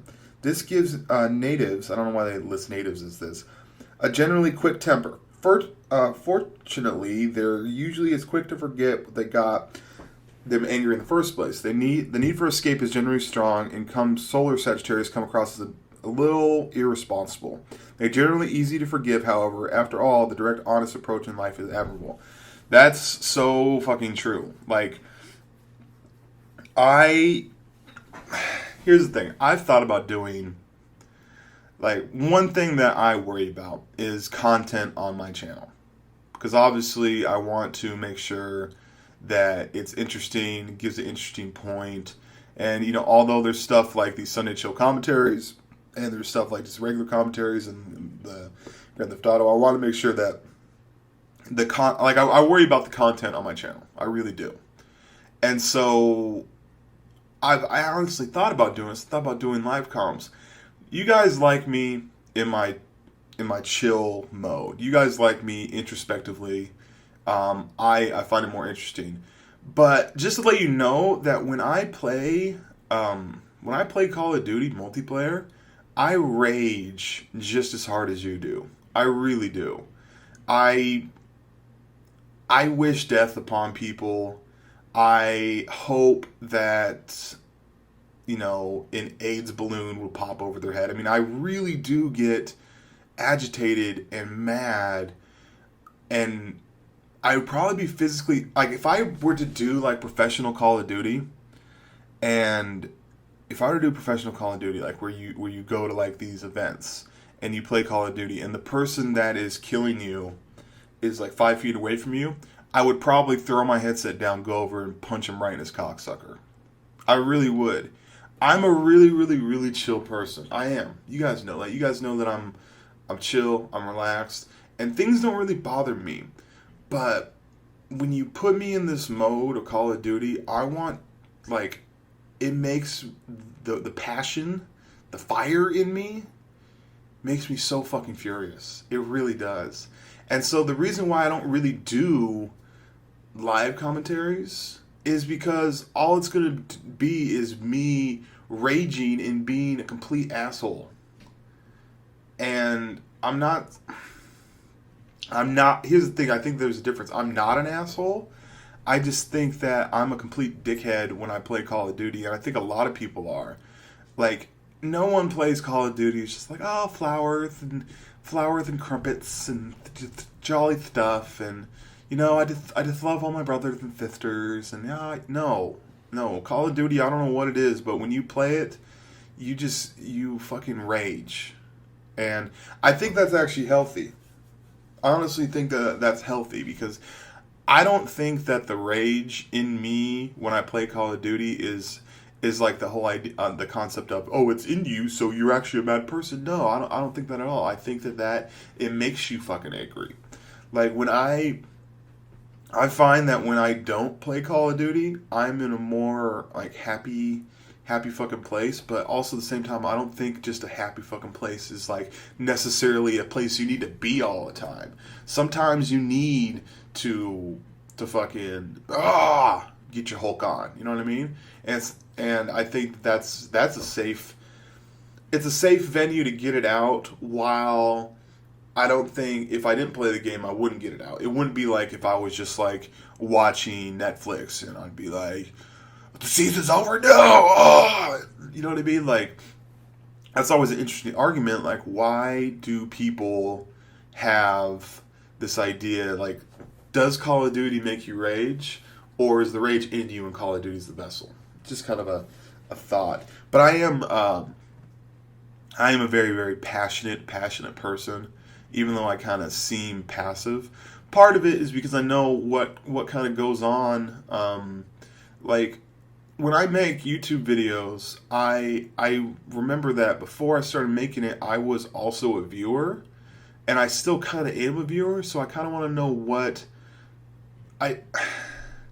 although that the me raging stuff is like is might be funny the first couple times, it'll get really old real quick, and I think that my content is better than me just being fucking, oh man, fuck you, sniper, I hate snipers, you know what I mean? Like, screaming that you hate snipers or screaming that you don't like getting noob tubed or whatever, it might be cool for like a minute, but then after a while you're like, okay, we get it, dude. Like, no one likes that.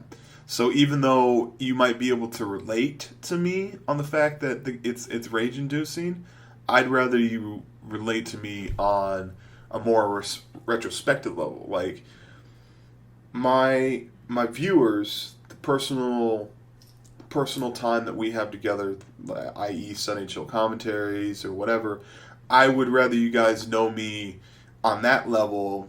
Whereas if I were to talk to you nothing about like the Call of Duty level, I feel that once you move on from Call of Duty, that you would feel that you would not have a connection with me because I'm just that dude playing Call of Duty. That's why I try not to have anything that pertains to the game, because if you think about it, talking about stuff that pertains to the game, whether it be Grand Theft Auto or Call of Duty, which happens to be the two games that I play, if for whatever reason you're not into that anymore, that might cut off ties between, I want to call it a relationship between you and me. And the reason why I say that is because I used to drink a lot, and I've really, really cut back. It's actually kind of interesting. This is a Sunday morning, and I'm not wasted drunk. If you sometimes you have your friends when that you only have because you played Call of Duty with them, or you only have because you smoked weed with them or drank with them or whatever, and it becomes tough because, like, let's say you get a job and the job drug tests you. Well, smoking weed's all fun and dandy and shit like that, but you know, obviously you need to keep your job, so you're gonna basically make that life choice to not smoke, right? Well, that means that when that happens, then you kind of realize, because you might meet up with your friend, and if all you guys used to do was just like smoke weed together, then, and now that you're not doing it, well, now what? Are you still friends with them?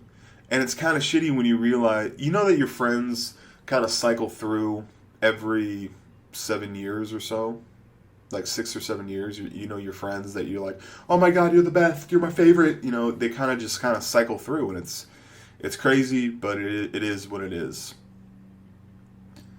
So the only things on this earth, I don't know if chipmunks, I don't know if cheetahs or chimpanzees sit there and contemplate. Okay? But if you think about it,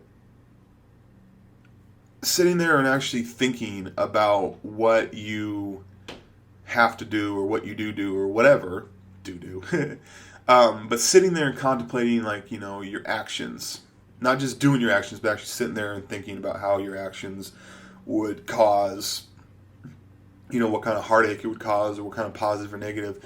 Basically, intellectuals. I think that humans, even though we can be very, very dumb, I think that, as far as I know, we're the only intellectual species that are on the planet.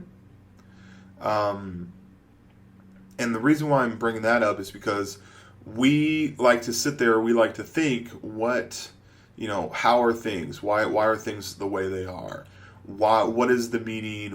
Why do I get up in the morning and do what I need to do? Is there an end in sight? Can I change my current ways? All these little ponderances that we have. And while I've always liked the concept of a beginning, a middle, and an end, every day that I go along with that concept, I realize that the concept is flawed.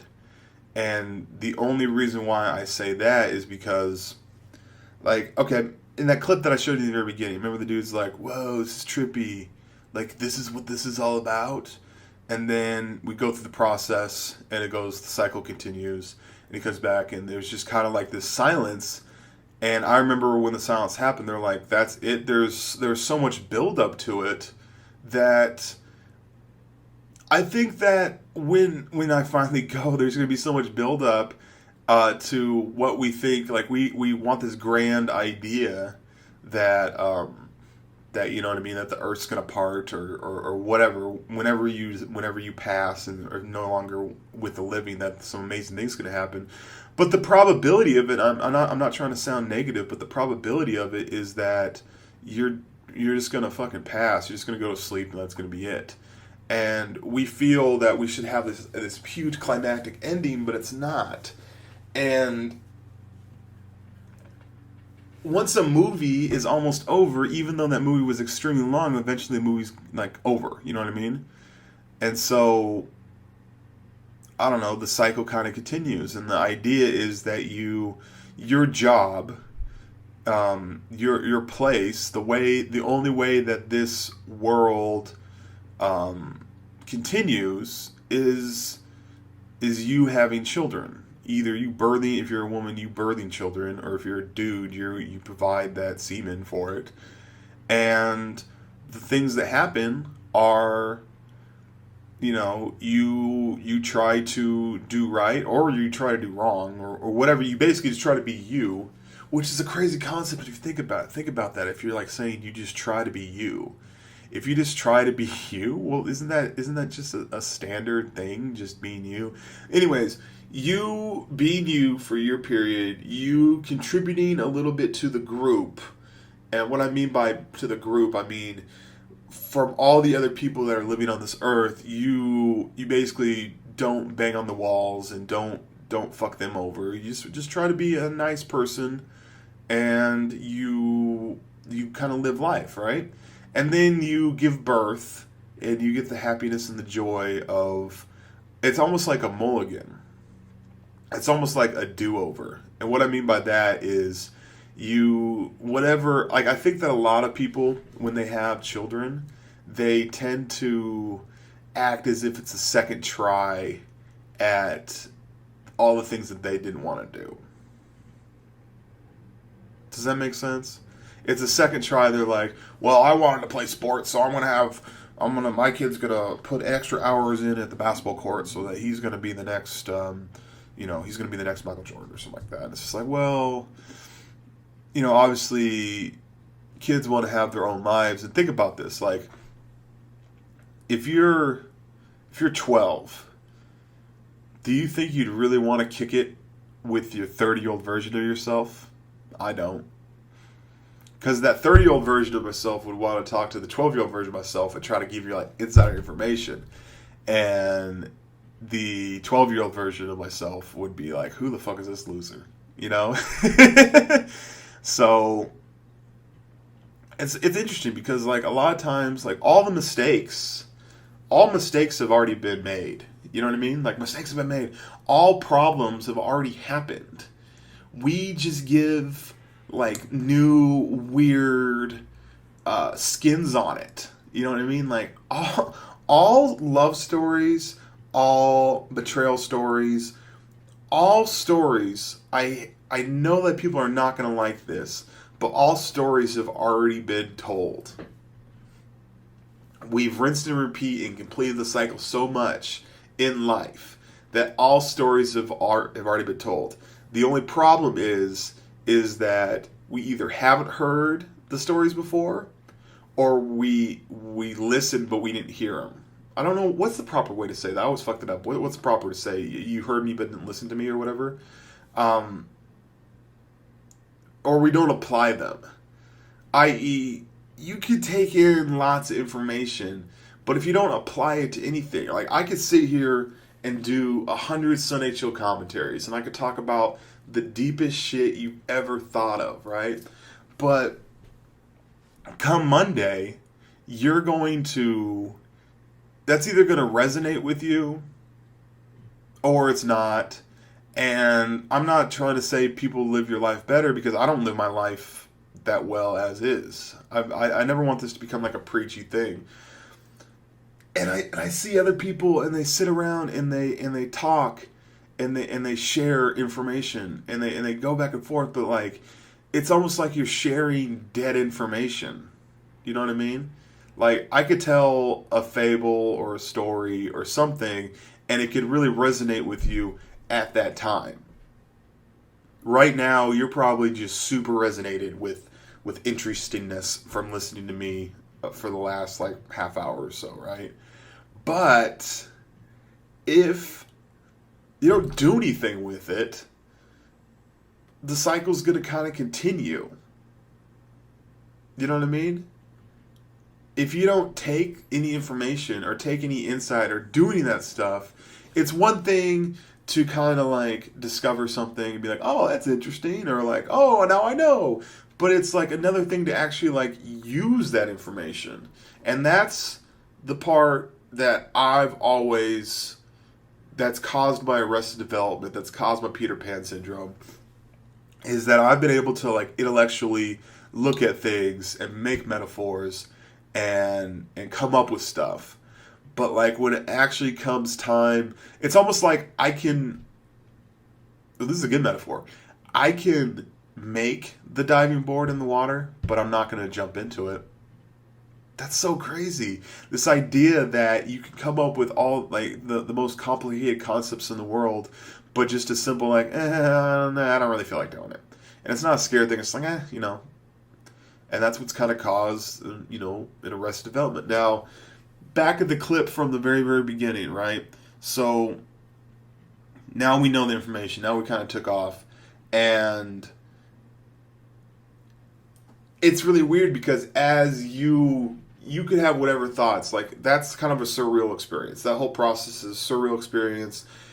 What adds on to it is the fact that, you've been playing for an hour and a half with random people, and, it's doing, like, this, doing all this stuff to get to this moment, all this build up, and you're kind of just soaking it in. And you got one dummy and be like, oh, so we just do all this stuff to kill ourselves? And it's just like, you kind of ruined my moment here, bruh. Sorry, man, come on, And then it becomes a thing where you're kind of... Imagine watching a movie in the theater, and you're like, and it kind of changed you, like an Inception or some shit like that. Like it was just like, whoa, that experience. And then there's the part when you walk out of the theater and there's a dude or a kid or something, and they're like, oh, I'm about to watch Inception, is it any good? And you're like, I don't even know how to explain this to you. Like, it's almost like with life. Like, I think it's really weird because, you know, when you're like 70 years old and you're about to die or whatever, and you see some kid, you're gonna be like, kid, you have no idea what you're up for. You have no concept of what the fuck's about to happen to you. When we got out of that lobby on the Mob of the Dead after doing Pop Goes the Weasel, we got out of the lobby. It puts you back in the lobby, and it added some random dude in. It was just some dude's like, hey, bro, you know how to do glitches? And it's just like, man, if you just knew the experience that we just went through, it's really weird that you're asking me this. So, life's all about the experiences, what you can actually take from it, and then also the butterfly effect chaos version of doing it around different characters in your life. And that's why the characters in your life, that's why, remember I said they change every 6 or 7 years? I think the reason why is because I think a movie would get boring if you had you're going to have a main character that's going to go through it all, but then like to not have other characters change up a little bit. Because I feel that whenever I see things where it's like, you know, people have been friends since high school, like everyone says that, you know, if you're watching this and you're in high school, this may be offensive to you, but like, you're not going to have those same friends when you get older. You might have a situation where like once a year you guys go out camping or some shit like that, but it's not going to be a situation where you guys kick it every day and you're friends forever or some fucking Saved by the Bell type shit. It's just not going to happen. So I think that we naturally want different characters on this course of life, and the problem is that sometimes you realize that the cycle continues. And I'm not trying to get all fucking emo on you here, but like sometimes you realize that, you know, for all the amazing, crazy feelings and thoughts and deep emotional shit that you get from as experiencing as a human being, well, in the whole grand scheme of things, you're just a person that's going to live for 70 years on this earth and then just pass on. And then, you know, I hate to call your child fungus, but like, or a disease or whatever, but I know it sounds really fucked up, and I know that in the wrong context it's not going to make sense. But in essence, what you're going to do is that you're going to have a child, and that child is going to continue, you know, the saga continues. And that's fucking crazy to me, man. Like, that can't be all that there is. I could travel all fucking 7 continents and do all kinds of stuff, and I could, like, you know, I could do all kinds of crazy shit in this world. You know what I mean? Like, I imagine if my fear isn't not doing awesome shit, my fear is doing awesome shit and going, this is it. Does that make sense? Like, I wouldn't want, if I went to every single continent and skied or snowboard or skydived or fucking,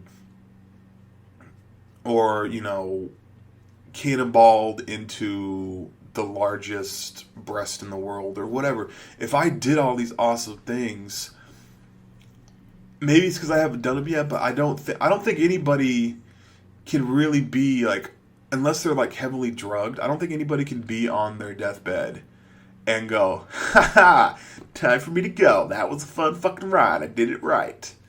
So, I want to do it right. I want to do fucking crazy shit. But also at the same time, I really don't see the possibility of doing like a lot of crazy shit in this lifetime because, you know, we only have a short time on here. And then at the end of it be like, okay, yeah, all right, it's time for me to go. I did all my shit. Thank you, bye. No, fuck all that. maybe it's just my young age saying that, but like, I don't think I don't think that when I actually do pass, I'm going to be super pumped about it. I think I'm going to object. Like, objection, give me 5 more years. Just give me 5 more years. But this whole perpetual thinking about life and everything like that and trying to find the answers when really there are no answers, and just, you know, keeping busy while trying to figure it out. The only way that it really continues is if I have a kid, and then that kid is going to try to figure it out, and then his kid's trying to figure it out, and it's a whole bunch of people trying to figure shit out that really shouldn't be figuring shit out. And so I know that you watched this and you thought, hey, you're probably going to find some answers, but nope, not today. Not today. I'm just here to remind you that you don't have the answers and probably ask some more questions. But if we're not contemplating questions, I feel like if we're not actually, just kind of the same way with this Mob of the Dead thing, like when I'm not doing the process of furthering, then I just get bored. I just get completely bored. So I feel like I always need to have, you know, like some goal in order to get to. But like just the idea of just running in circles and just hoping that I don't get murked, that's not really life to me. So, completely random. Cycle continues. Sunny Show commentary. ONLYUSEmeBLADE. Peace and buckaries.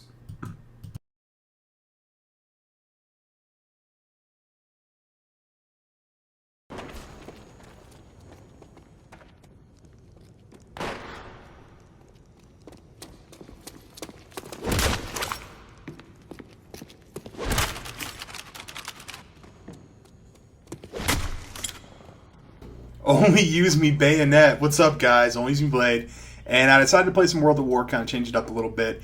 And World at War, for anybody that's played in the Call of Duties, is the hardest Call of Duty to knife only on. I'm using my bayonet on this round. And this is actually, this streak in this game was overall a better scoring game, but it was against complete retards, and I was only using the bayonet. The game I'm going to show you, it's going to put subtitles on it, and it's really, really intense, free-for-all match, me only using a knife, and I hope you guys kind of enjoy. This is just a nice little streak, and I like World at War. It's hacked, and if it's not hacked, it's people abusing the MP40 power. So this is just kind of the end of the game, coming up right about here of this game, but I didn't think it was that exciting to show you. So this next match is an exciting free-for-all match. Subscribe, like, comment, favorite, show me your boobs, and peace and buckaries. Hope you guys enjoy.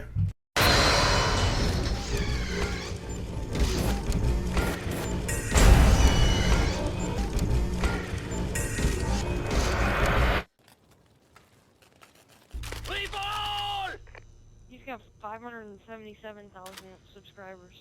Oh my god. Yeah, take a picture of this man. I took a few pictures.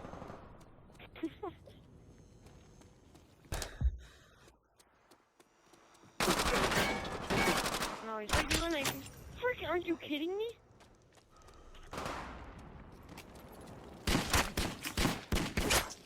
Are you serious? You gotta be kidding me. Oh, he stabbed you. He hasn't I gotten shot you him yet. like 10 times. Where he...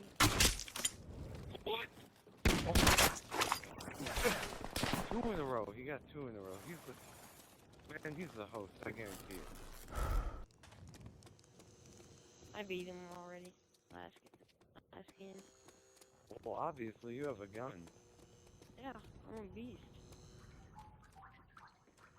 At least you're not using like a noob gun.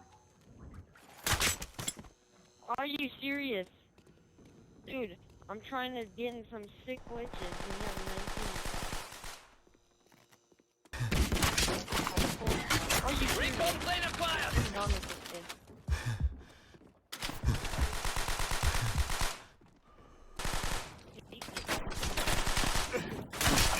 Annoying. Oh my god, you got that guy. How'd you get... Huh, get knife, get knife, get knife, bro. You ain't even good.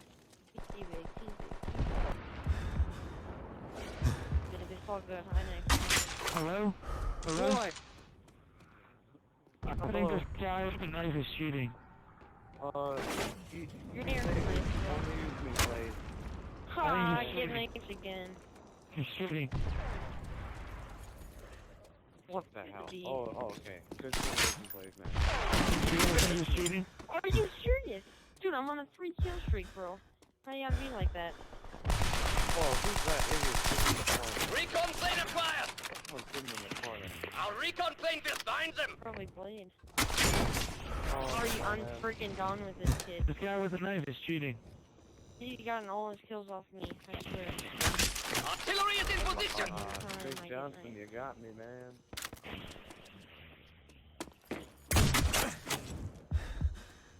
What a... Don't let it play Recon plane is He's used for shooting, threat! definitely shooting. Our recon I'm trying plane to look will the first find one he them! did not. He's shooting. Then why in the kill feed does it say that he was using his knife? He's shooting, he didn't die.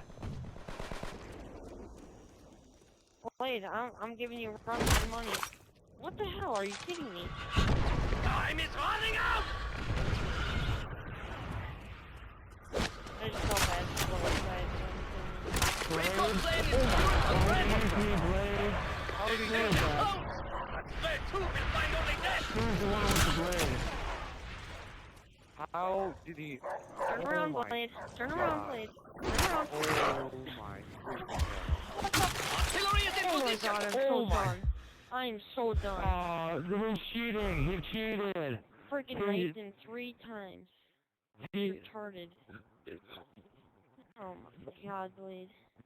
You went with the knife, you cheated. There's no other way around that. Hi there. What's up, guys? ONLYUSEmeBLADE, and I got a little package from Scuf. Before we get into that, this is a PS3 controller. This is a regular controller from Xbox, and this is a Scuf controller. It's a wired controller, so there's no latency. If you look on here, there are hairpins and trigger stops. And if you look on the regular Xbox controller, that happens. So when you're shooting, when I get on my shooting account and I shoot, I can go and murder people. That's the whole idea. On the back, one of the main things about the Scuf, I don't know if you can see that because it's black on black on black on black, but there are paddles. So as I'm playing, instead of moving my thumb off of here, I can hit the paddle. A lot of people, professional players, like to use this to drop shot because they don't need to take their thumb off the aim stick. I like it just because when I shoot, I drop shot like crazy. And also, in Black Ops 2, when you knife people and they drop shot, you have to crouch too. So every time I go to knife someone, I just kind of hit that back button and crouch. That is the Scuf Stealth, the new Scuf Hybrid. So the Scuf Hybrid comes with a little box that you're able to put your Xbox 360 controller in. Let's get into it.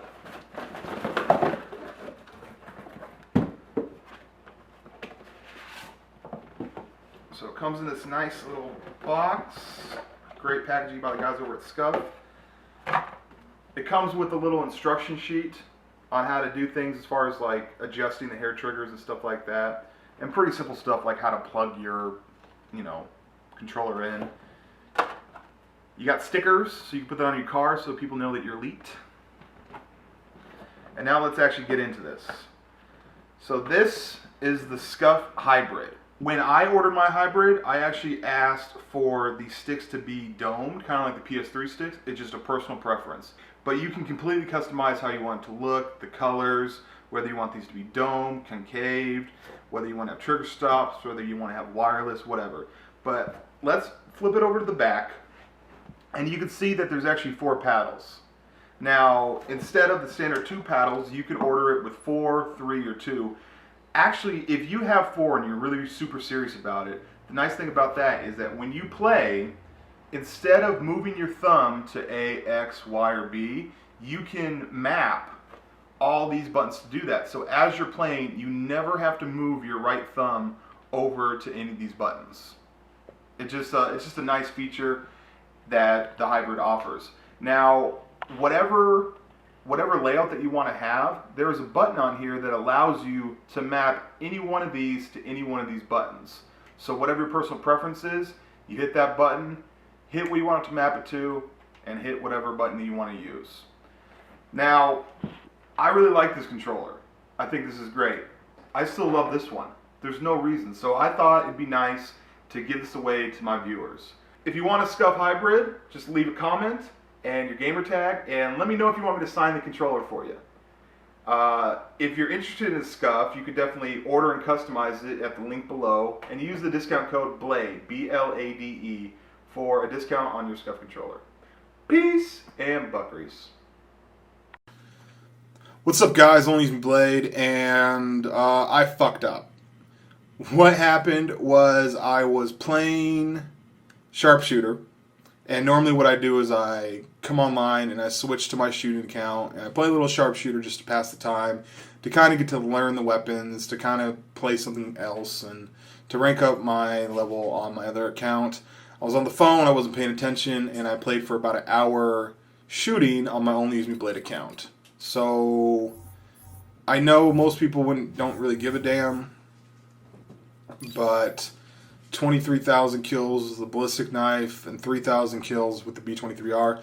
The B23R, the way it works is when you stab with it, you get knife kills, but it unlocks kills for that. And so I did that in gun game, pissing people off. But as you can see, I got between 1 and 10 kills with like 20 different weapons. And it's shitty. And I don't really care about stats, and I really shouldn't care about this, but I'm doing it. I just feel dirty. It just doesn't feel right to have shots fired on ONLYUSEmeBLADE, and so we're doing it. I know you guys are probably like, don't do it, Blade, don't do it, but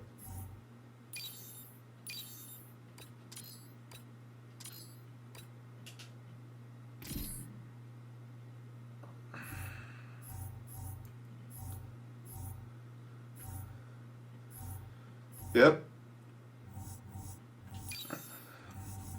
Don't even have anything unlocked.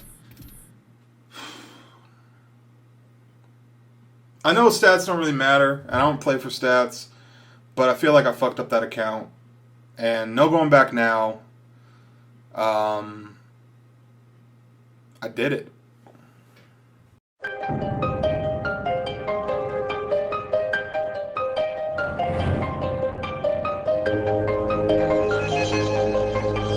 What's up, guys? ONLYUSEmeBLADE, and scientists have not figured out what to call this yet. This is a new phenomenon, but basically, if you and a friend, you can probably do it solo, but if you run this kind of setup and you see it, there's guardians, there's sentry guns, there's riot shields, there's trophy systems, there's bouncing betties, there's just everything. If you can like lock down this little section of this room, and I'm sure you can do this on other maps, you win Call of Duty. You've won. Congratulations, because there's only really 3 things you can do. You can run up in there and get murdered. I.e., imagine, oh, good idea, just place this out there, and, go ahead and get some kills, bam. You can either run up in there and die, just fast, so your options are death, or not moving around, because it just... Imagine playing chess and you're trying to get someone into a checkmate, or you're trying to play strategic, and someone just unzipped their pants, pulled their underwear down, and took a dump on the chessboard. That's what this is the equivalent of. This is a dump on the chessboard. So it's actually good because it makes you realize that it's a game and it's silly. And I would love for there to be a time when there used to be a time when, if people found out stuff about this, they'd do it for, a little bit, and then they're like, okay, well, that's silly. Let's go back to just playing. I'm not saying this happens every lobby. It doesn't. I'm just saying, it's a dump on the chessboard. You can walk in on someone masturbating. That's one thing. But like, this is walking in on someone masturbating with a beer bottle up their butthole, with a rope and a gag in their mouth, and episodes of Full House playing in the background, and 9 Inch Nails chopped and screwed. It's a dump on the chessboard is what it is. I'm not even mad at it. They win. You win. I concede. Do your thing. And it's just, I don't know, man. I'm not even mad at Treyarch, because I don't think anybody would think that anybody would actually do this, but they did. So there you go. You can't patch anything to make this not happen. Every once in a while there's going to be some people that do this, and when they do, just concede. You can make it your life mission to fight the good fight, but it's pointless because they have 7 cocks aimed, ready to blast as soon as anybody walks to the door.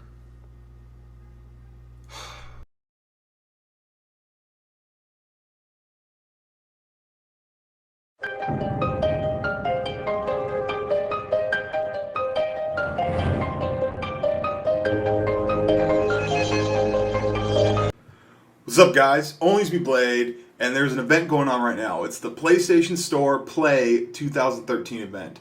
It's been doing this for about 3 years. Around this time of the year, they actually release some pretty cool games on the PlayStation Network. If you click the link in the description, anytime if you're like, hey, you know what, this sounds like something I want to do, I want to check this out, you can click on the link in the description, and it'll take you to the PlayStation Store, and you'll be able to purchase a game if you think about it. But I want to show you, I want to share it with you. I didn't think I was going to like this game. Okay, at first I was like, I don't know about this one. But then, like, as I play it, it's fun. It makes you, in the further levels, like, what I'm about to show you will probably take about 10, 15 minutes or whatever. Like, I'm going to play the first chapter because I've already, like, figured out how to maneuver through the level. But I figure I would show you how it works, I'd play it, and then you can kind of make an assumption if this is something that you'd want to check out. So it's a 2D scroller, and it's kind of a stealth game. And what I mean by that is that there's going to be points when you want to avoid being seen by security cameras. You want to avoid being, basically a lot of it's just like, just lurking in the shadows. But it's not like slow pace. So there's my guy. Come out, I think I was chronologically frozen, gynecologic, whatever, you know what I mean. So this is my guy. The controls are super simple, and obviously the first couple levels it's going to show you the controls. As you play this, the game introduces you new mechanics, and it's the learning curve is very, very easy. And don't expect me to be doing a playthrough of this whole game, because part of the fun of this game is figuring out how to maneuver through the levels. So, in the beginning, see how it says press X to jump? I'm on that PS2, and jump! And the whole point of each level is to get through this door. This door will be somewhere on the level. So, there's little computers, so you know what? I'm going to hack this terminal, and that's going to open up that door. Smiley face. And we go through. So that's obviously the first level. Super easy, super simple. Let's keep on going. There's I think there's 8 levels in the first chapter, and as you play along, there's tons of levels. And actually, you can, after I play this for a while and after I beat the game, there's actually a thing where you can create your own levels. So right here is showing you the functions of jumping. So you come up here and you jump, and you come up here, and then you want to jump to this ledge, and you want to jump to another one, and up here. So you want to hit this switch. Now look at my guy. See down here? Keep your eyes focused down here. Okay, down here. I'm going to jump up and I'm going to hit that lever. Keep your eyes focused down there. Stay down there. Whoop! That opens up a little gateway. So now this is basically showing you how the crouching works. You crouch, and then you crouch again. So obviously these first couple levels are more like just basic movements. And come on. Yeah, and then we do that. So these little pink things, laser things, I think basic human nature would tell you don't touch those. So we're gonna touch those because okay, so now we're going to wait for it, and no, okay. We're gonna drop and catch. and drop and catch. Get away from me. There we go. So obviously I want to hack the computer, which is on the far left over there, and in order to get through here. But see how in the bottom it says, right now it says fully visible. You are fully visible. And now you're not visible because you're in the shadows. There is a shadow, so you can come in here. That little security camera does not see me because I'm in the shadows. So we're going to wait for it to pass. And we're going to get into this shadow. Come this way, and then hack the computer. Alright, so that opened up the door. So normally that little computer thing will open up the door. So now we got to lurk in the shadows like a ninja. I am not visible. These security cameras are horrible. Who's running the security at this place? Come on, guys. Step your game up. So now we run through here, and Kazam. Oh, Keem's rubbing off on me with the Kazams. Jeez. Alright, so that beat that. And let's go on to the next one. What will we learn in this one, guys? Alright, this one is camera control. So this is going to kind of show how some cameras, how if they spot you, it's okay. You just want to get to a dark place. So it's in lockdown. But when it goes, it's in lockdown mode. So this can't go right there. Can't go right there. So let's jump up here. And let's get away from the lockdown. Now, that opened up that. And so now I'm going to jump past the camera and then go in here and hack the computer. Cool. So this is simple. So I just have to get right there. Oh, nope, lockdown mode. So I need to kind of approach it from a different angle. So we're going to jump. We're going to jump. Lockdown mode's gone. We're going to come this way. So, see how on the right-hand side how there's like a little dark area? That'll allow me... Oh, I'm spotted. Stay in the dark. Stay in the dark. Alright, cool. So now we're just going to drop on down. Don't worry about the gravity. So now there's like this little windmill action of shadows. So you need to move with the shadow. Okay. So now move with the shadows. And then move with the shadows. Simple, right? So everything's kind of on the screen. You just have to figure out how to maneuver, how to manipulate your environment. And we're going to wait for this little shadow to move right here. I'm good. Bam. Test complete. So link in the description. If you are interested in this game, it's on the PlayStation Network. It's probably pretty inexpensive. I don't know the actual cost. But it's pretty awesome, and I know the game seems simple now, but it gets more and more complicated. So this one we're going to look at, it's called Pressure's On. This is the 4th level of the first chapter. And look at the little yellow thing above me. When I hit that, oh look, it opens up. So that'd be good, right? But then it closes so I need something on top of that. So see up there how there's that little block thing? I'm going to drop it. Oh, get out of the way. So now you can push this little block thing, and we're going to make that do work for you. You got to let it do the work for you. Go on right there, and then you jump on this, and then jump over here, and hack the computer.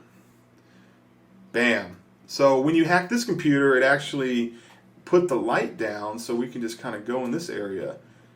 Alright, now we're going to go crawl through here, and we're going to open up this little area. Now watch my little friend go on a little suicide run. He's gonna make a death. So the best thing you could do is just kind of trial and error. Like a lot of this is trial and error, just kind of see what each lever, each pressure point does in order to, see how it interacts with your environment. So I'm just gonna jump over all these, get past it, and then that. Okay, death. Alright, so this thing will open up here. Get off it. Get off it. Okay, cool. And we're going to fall down. Alright, so we're going to come down here.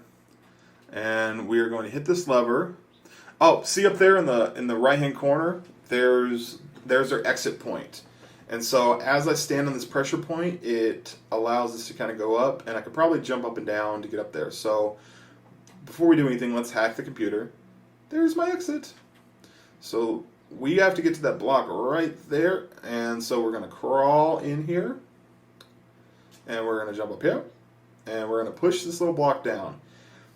Now, obviously, I know how to do all this stuff because I played. But, as you play, the learning curve is nice. I like it. I like it because, even though I'm a little not smart sometimes, it's pretty basic stuff that you can figure out. And it gets harder and not harder as in like you have to have amazing stick control. It gets harder as sometimes you have to think in just weird abstract ways in order to get to certain areas. So let's see, where are we at now?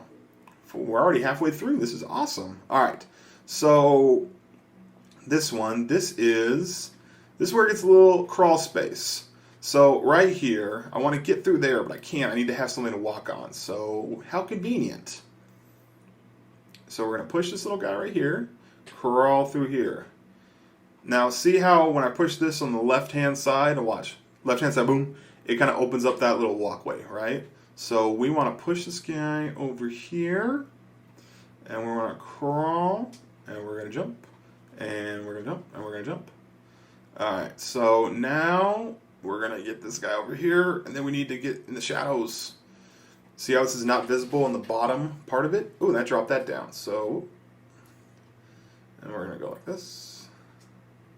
We're going to crawl, and then we're going to go like that. So here is where we need to be, and there's the computer. So this should be pretty simple. So we do the computer, bam, opens up. So now we need to get over here. In order to get over here, we need to get those two blocks up there. So let's start off with this block. And we got to get to an area where it's not visible. Go ahead and drop that, thank you. And then we're going to push this down here. And then fall all the way down. All right, cool. So now we're going to jump up here, and we're going to push this block in order to make our little platform, but we need to make sure that we're outside of the field of view of that camera. Good drop. All right, cool. So now we come up here. That allowed our little walkway. I got there eventually, and test complete. So you pretty much use things in your environment. And sometimes you even make the monsters or the I don't know, what are they, monsters, gremlins? I don't really know what exactly they're called. But this is a little bit hairier of a test. So right here, this little pressure point, I'm going to come right here.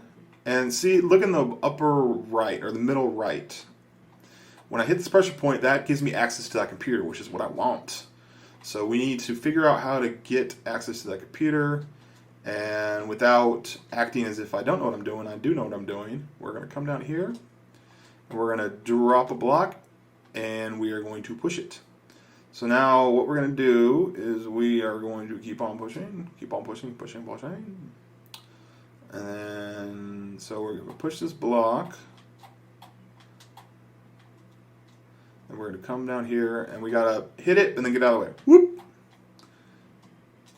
All right. Good. So now we're going to wait for that little guy to go past. Remember, be stealthy. It's the name of the game. Hack the computer. All right, whoa, way. Laser beam, buddy. All right. And then we are going to drop. And then we've made it past through that level.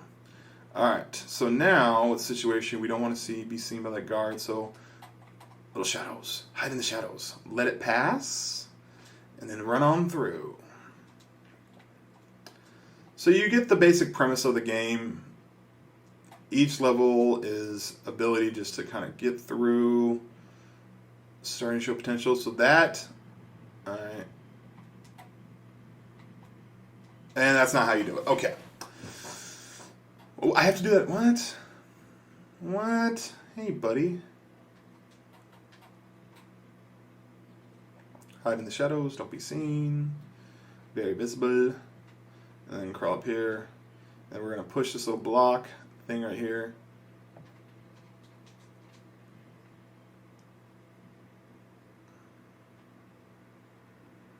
I'm going to let it pass.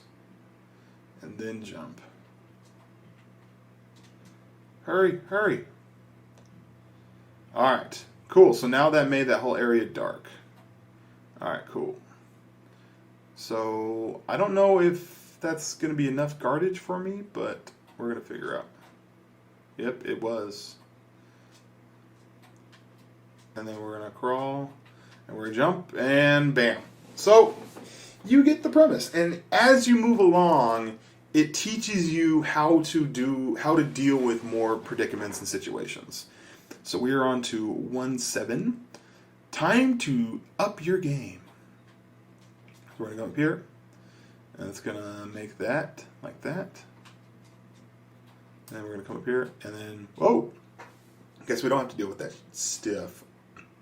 So, moving the shadows. So this lever right there stops the shadow. So we need something. See where that computer is?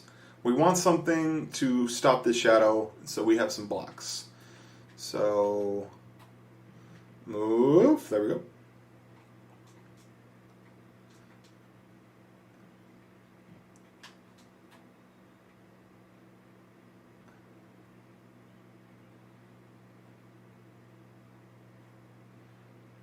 And there we go. Alright, so we got this thing down here, so we'll allow it to stop the shadows right about there. I think that's good enough. And we're going to make this computer, and it's going to drop that guy down over there. Alright, so we're going to fall down. Now, this part right here is literally the part that I was stuck on for a good 20 minutes. And it's so funny because, you know how sometimes when you play puzzle games, how you can do super complex things? And I'm like, okay, so I'm just trying to get through here, and then death. And I'm just like, well, come on. And I don't know why, but my brain wasn't working. It wasn't allowing me to think abstractly, if that's a word. It was just really, really odd. So I'm going to tell you how to beat it right now. Spoiler. You move over here so you make a shadow, and then you hack the computer, and then bam, there you go. So that's how you kind of maneuver through the level. As you play more levels, you're going to get more and more complex stuff. Now, this is the final boss mission of this level, or this is the final part of this level. And I'm not going to really try to walk you through. I'm just going to try to do a blind, awesome. Let's just see if we can do it in one shot. You ready? I'm pretty sure I won't be able to. Okay, yeah. Way to jinx it, buddy. Not visible, not visible, not visible. Hey, move. You wanna move there, friend? Alright, cool. Alright, cool. So now, see how the little thing in the bottom left, how the block is kind of moving along, protecting us from that lasers.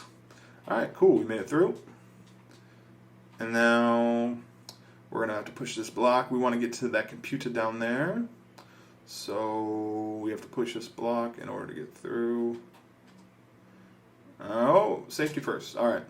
So we hack this computer. Bam. Now we got to get past these little laser things. So when we push this little lever down, the black thing falls down. And then we got it here. And then we got to time it right. And we didn't time it right. Wait. And go. So now we're going to get up here. So this little thing will make a shadow. And that shadow will allow me to safely, I had toggled it, safely jump right here. I'm in the shadows, not visible. See how it says not visible? I'm going to hack the computer. And we're going to drop down. And there we go! We've completed it. That's the game. Stealth Inc., a clone in the dark. You sly ninja, you. If you're interested in the game, link in the description. You can check it out on the PlayStation Network. Go ahead and click it. And that's pretty much about it. So if you guys enjoyed the video, if you guys enjoyed the playthrough, if you guys want me to play different games, if you want me to continue to play this and showcase, you know what? Okay, that was a really clean play. But I want to give you some more. So let's see what. Oh my God, minute 37. Let's give 2. I don't remember what this one is, but this is from like chapter 2. Let's just see what this playthrough is. All right. I remember I wasn't a huge fan of this, but let's figure it out. All right.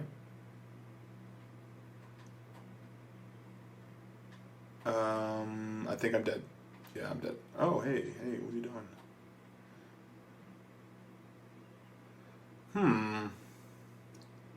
I don't really remember how to do this one. Oh, hey. Oh, so it's gonna... Okay, well, it's gonna walk over that. That's not cool.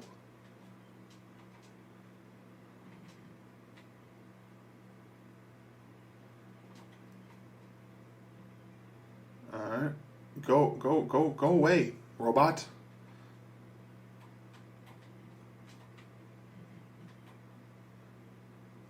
I don't know. Well, I don't remember how to do that one, so let's try a different one. Sorry. Minute 22. This should be fun. So, start test. So this one is robots don't like you. I don't like you, robots. And death. I know I wasn't smart right there. So we're going to let him pass. And we're going to jump. And we're going to... come on. Hack the computer. And we're going to go past him. And we're going to say, you know what, buddy? And we're going to jump. And this one, okay, so this is going to showcase how you can use robots to help you in certain situations. So we're going to drop the robot down there, and the robot's going to press that little lever, and I'm going to come down here. Come on, robot, press it. There you go. All right. And there you go. Simple test complete. Let's do one more, just for the funs,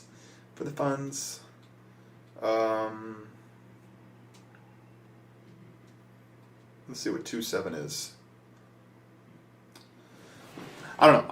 I enjoy playing this game, and it's all right. I'm trying to remember how you do this one. So you got to let the robot go, and he's going to get lifted. All right, so we're going to let him look to the left first. Jump. All right, and we're going to hack the computer. So now we are going to hit this again.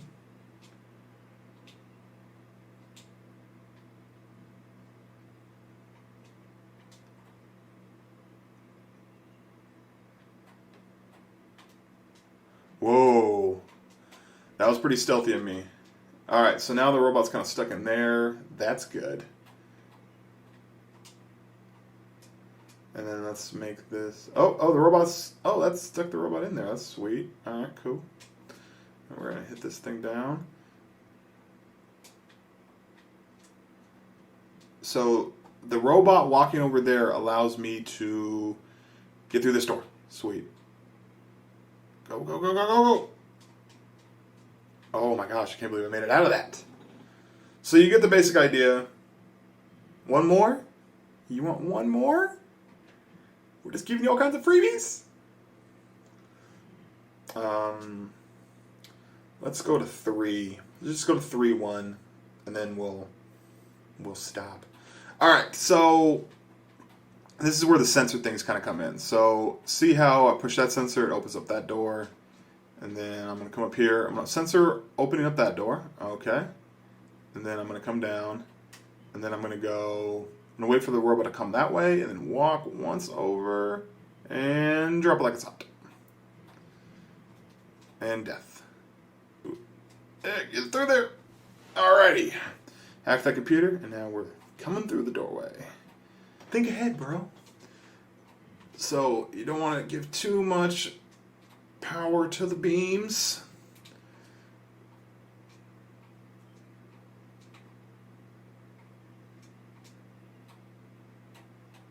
And you don't want to hit that, apparently. Alright. So we want to jump up here. And you want to jump up here and die. That's what you wanted to do. You wanted to die. Your performance is graded. Well, I'm getting a big F. So we're going to hack this computer. And we're going to come up here. So now it's a situation where I want that. I need that little computer guy.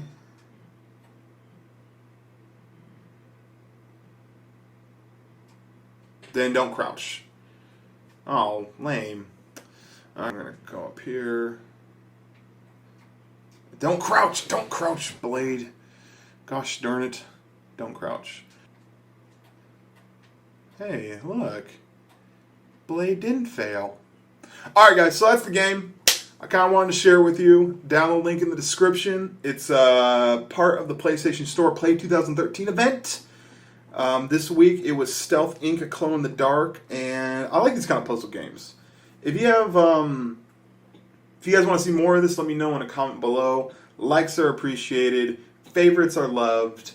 Peace and... I hate it too.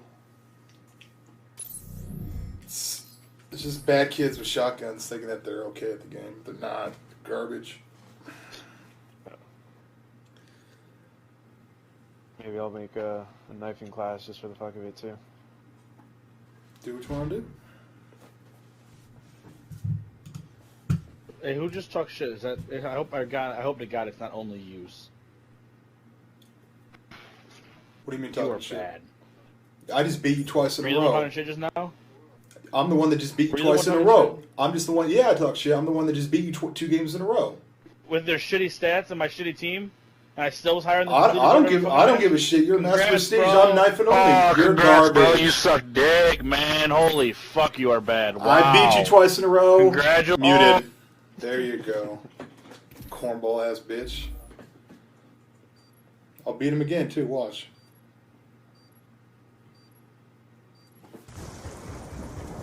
Kill confirmed.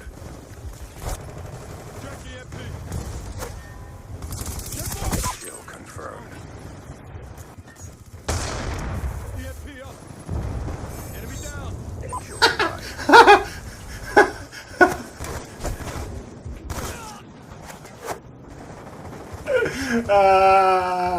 That's fucking great. UAV inbound.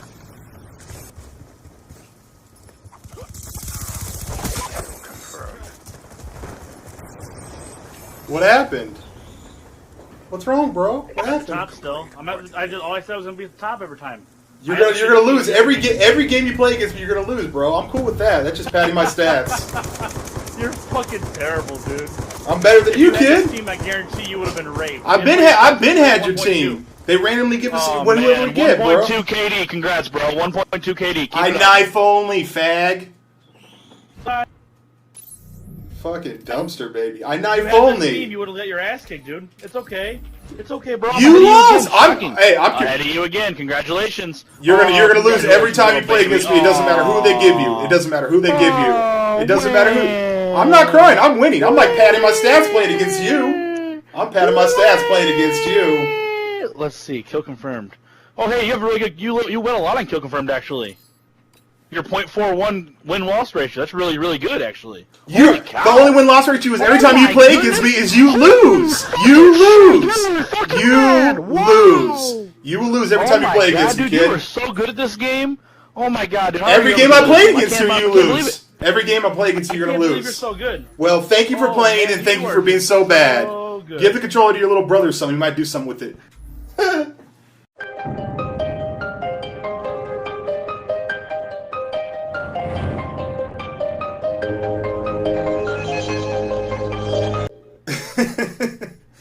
Nothing makes me happier. Maybe like a cross-map tomahawk for the final kill cam. That might have made me happier. But nothing makes me happier than chilling. A dude gets super mad at a game that he's not even good at. Wants to talk hella crazy. Wants to bring up stats. And also, can I say that stats are more of an indicator of other things besides skill. Stats are more of an indicator of how you play, when you play, and who you play against. And the thing is like, I remember, so that was, this is a game from before I did the Master Prestige. If you guys don't know why Master Prestige, I'll put a link to the video below on why Master Prestige. But as I was playing to rank up, I found out that the combat knife was horrible, and so I decided to go into Sticks and Stones, and I played nothing but Sticks and Stones for like probably the first 30 levels. And I noticed that my KD was just insane. My KD was like a 3 or something stupidly high like that.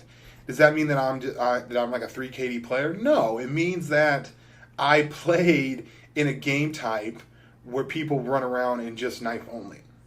You know what I mean? If you played against nothing but master prestiges that all try hard full pubs against you, your KD is going to be lower than if you just play just random people. It's completely basically stats are just completely random. If I really wanted to raise, if I really gave a crap, I wanted to raise my KD, I would turn off the map packs and I would play nothing but like search and destroy because that's the game type I seem to excel at. So stats are more of an indicator to me, at least. This is just my personal opinion of how a player plays, not how good of a player they are. Because people could just use the most ridiculous setups. People could use, whatever. Like, let's say someone wants to run around and just, bash people with a riot shield. Their stats are going to be a lot worse. And also, who cares? Like, at the end of the day, after that game, what did I get out of that? I basically got the satisfaction of beating a dude that takes the game extremely seriously when I just run around and stab people. Am I good at the game? Not really. I'm mediocre at best. If you give me a gun and let me play for a weekend, I think I'm decent. I actually think I'm better at knifing than I am at using guns. But the power of a relationship is always in the person who cares the less. Okay? That dude, I was talking shit trying to get a rise out of him because I'm kind of a trolly asshole anyway. But, I don't really care about stats. I don't really care about Call of Duty. My win-loss is probably horrible. If I'm not enjoying myself, I'll back out of a game. It doesn't really matter. If you care about stats, then your priorities are messed up. I'm just out here fucking having fun. But I do enjoy beating people that get super mad or super aggressive or super angry. I don't know. I just enjoy it. And I find that happens a lot in Call of Duty. Now, the beauty of that whole situation was if that dude were to have better teammates and he were to play me and he would try as hard as he could, he probably would have beat me because it's not like I was rolling with the team. He wasn't rolling with the team. It just so happened that, when we played against each other, I beat him. And so it's not really, it's more of a victory of knowing that dude's day is ruined. And so like when he goes back to Dumpster Alley and he talks to all the other dumpster kids that no one loves, when he goes back there, people might find out that, that I knifed the shit out of him a bunch of times and they're, Oscar the Grouch is going to be like, he threw an EMP, hit you in the dome, Holmes. I don't know why Oscar the Grouch all of a sudden became Mexican, but people are like, why are you a racist? I don't know. Do you ever get into a situation where you are just casually playing and then it just escalates quickly? Where do you play better? Here's the thing. I find that if people are talking crazy, I play a little bit better. But also, if you think about it, that almost has like, how are you letting another person dictate how you play? A lot of times, like when I'm playing, I don't really upload a lot of like kill confirm games or respawn games just because there's so much randomness and it's harder to get a gameplay for me, at least in those game modes. That's why I play lots of search and destroy. I don't really let other people how they play dictate, because they're not going to change. If I get a death that I don't care for, me complaining about it isn't going to change the fact that they're going to keep still doing it. They're probably going to keep on doing it. But if I'm in a lobby and I win and I say a little smart ass remark about a dude that's using shotguns and that dude gets offended and he got more butthurt, the next game when we played, we won crazy amounts.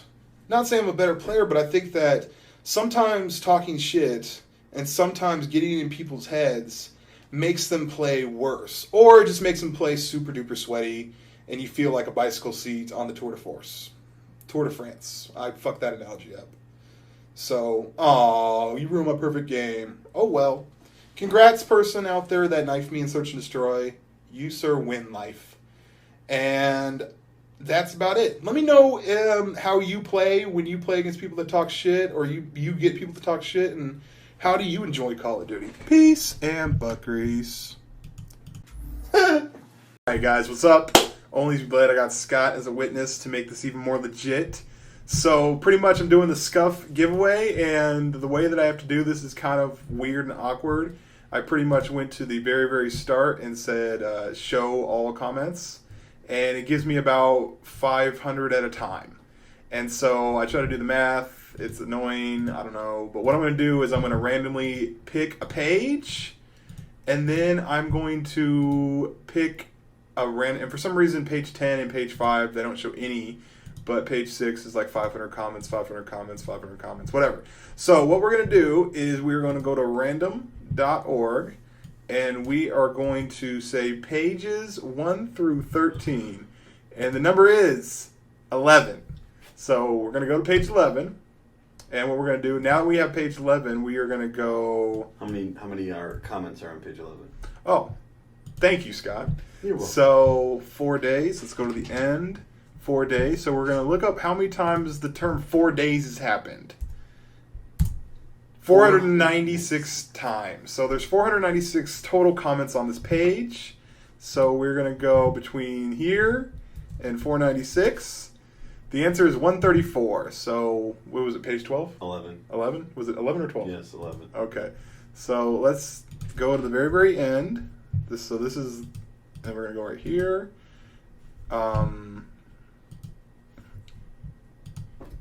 Control find 4 days ago.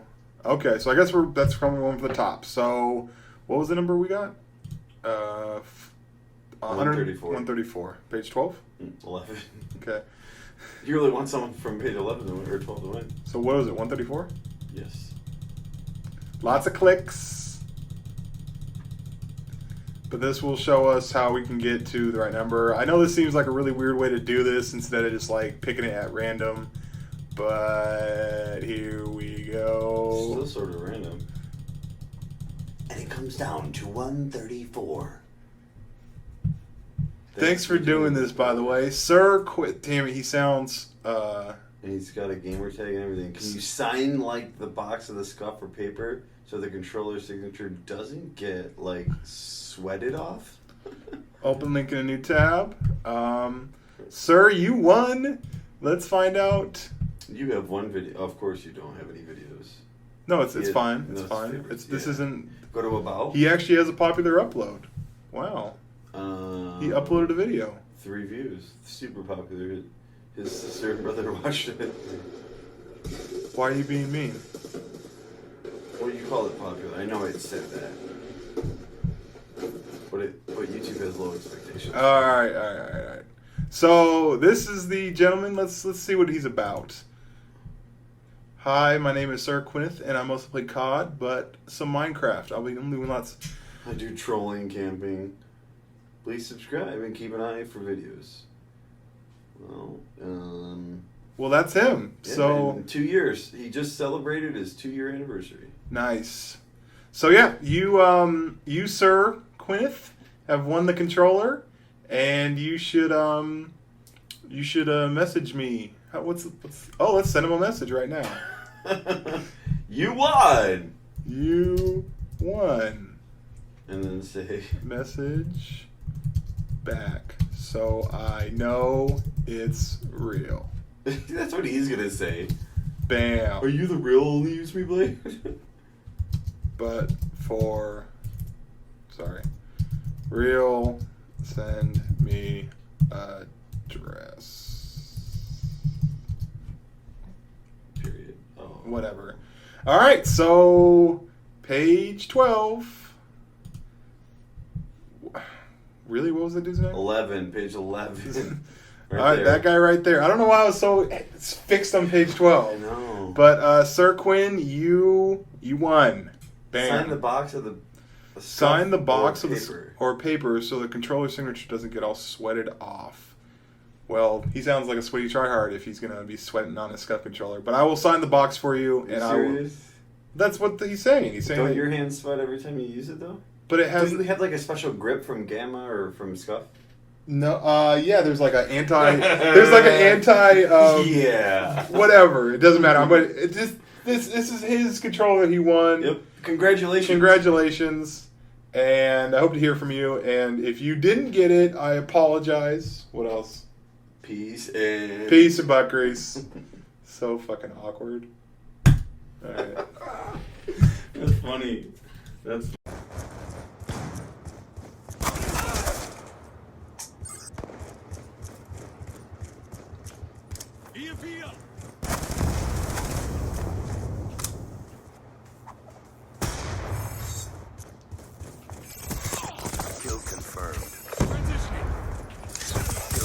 That was nasty. Woo!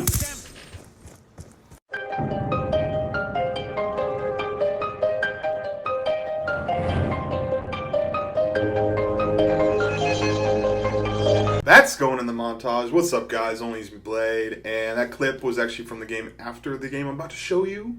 But I just figured, holy shit, look. Shh, don't say anything. Don't move a muscle. When I'm like, oh, I got all excited and shit. Like, when I saw the levels of these people, the level of that party, I was like, noob beasting time. And whenever I see noobs like this in their natural habitat, I don't even move. I don't make a sound. You can look at my mic. You can study it frame by frame. You can see that my mic does not even flicker. Not even a tinkle of anything. I did not want to scare them off. You ever see, like, bunnies or unicorns or some shit like that, and you basically, shh, don't say anything. Just let them be. Because you're afraid that if you, like, move or make any sudden movements, they're just going to flock off, right? Like, I treated this like it was Jurassic Park, and they were, like, the huge T-Rex, and I was in the Jeep. It's like, oh, you fucking left. They left. Why are you trolling me, Vondahar? And isn't that the thing to do? Just blame Vondahar. Like, I swear, man, you could be at a light in your car, and the light turns green and then turns red real quick, and you didn't catch it. You'd be like, fucking Vondahar. But I still got into a pretty easy mode lobby, and I'm not even gonna do super. I was thinking about this, like, I do super fast mode like that, right? And I figured I'd give that to you now so that you don't, like, riot in the streets and say, why did you not give a super fast mode Blade? And it's just like, sometimes when some of the greatest points in history have not been made, because I have to stop what I'm talking about and say super fast mode on. So I'm giving this a try. Here's your super. Oh, catch that, buddy. There you go. I gave you a super fast mode, so don't be pissed off at me. And this is a situation where, oh, choke. I could play against an MLG team. No, I couldn't. I could play against a search and destroy team and be the last person standing, and I will not choke. But when it comes to montage clips like that, I'm like that. They're probably gonna make a soundbite of me saying like that. But I don't know what it is. And you'll see there's some other points. Sit down. That's an awesome moment. I'm like, okay, let's keep it going. Ballistic dive across. Sheboygan, bam. Okay, good. And right here, I'm like, oh, damn it. I'm trying to make a montage. Okay, so like, even though I got those little that clip right there, I wanted to, like, top it off. You know, I wanted to. What are you doing? Stop crawling. It's unbecoming of you to be crawling on the stairs like that. I just wanted to get a nice little montage clip, and then after I got this guy, I'm like, that's it. I got a UAV. That's all I got out of that whole situation. That's like your first paycheck. Oh, fuck you. That's like your first paycheck at, like, your first job, and you get that first check. You're like, this is it. Shit down. Don't shit down. Sit down. For real. And then there's a tip. I know I've not wanted to give any kinds of tips out to people. Just, what are you doing? I saw you with your camo, bro. It's called camouflage so that you can blend in. You got these bright fucking orange dildo looking things sticking out like a sore thumb, like a road cone. I don't know. That the fucking road cone analogy just fucking took me to a weird place, and I apologize about that. But as you guys may know, I reset my stats, and so that's why I'm ranking up. And I actually like the process of ranking up, and I actually like Black Ops 2. Anytimes, like, I know I go through mood swings. I know I sound fucking like I go through Call of Duty PMS sometimes, and I apologize. I'm always trying to be positive for you guys, but I haven't really been sick of Black Ops 2. I've been kind of sick of Call of Duty, if that makes sense. So it's just like, if Call of Duty's relationships and Black Ops 2 is the one female I'm currently seeing, Black Ops 2 has never really done me wrong. And I hate the fact that a lot of people, you know, if you don't like it, so be it. You know, you don't like the game, fucking newsflash, who cares? And also, I wasn't a huge Passion. That's really Passion is a movie that I want to see with Robert De Niro. See how fucking distracted I'm getting? Passion is a movie that I want to see with with Brian De Palma. Brian De Palma directed it. Way to ruin my streak there. Who cares? That's crazy. I've never noticed that before. But I still dig this game. I still like this game. And I am excited about Grand Theft Auto 5, but at the same time, this time during the year, this is the first time in ages, see how I choke? This is the first time in ages where I'm still digging this game this late into the season, you know? But the new game, Call of Duty Ghosts, is going to come out, and I have no idea how it's going to be. I haven't played it yet, so bam. I've been live recording all my sessions. I love you. If you want to rate the video, that fucking help me out. But listen to me clap. I just found this humorous. Clap after the victory. Peace and butteries. Operation complete. Nice job, squad.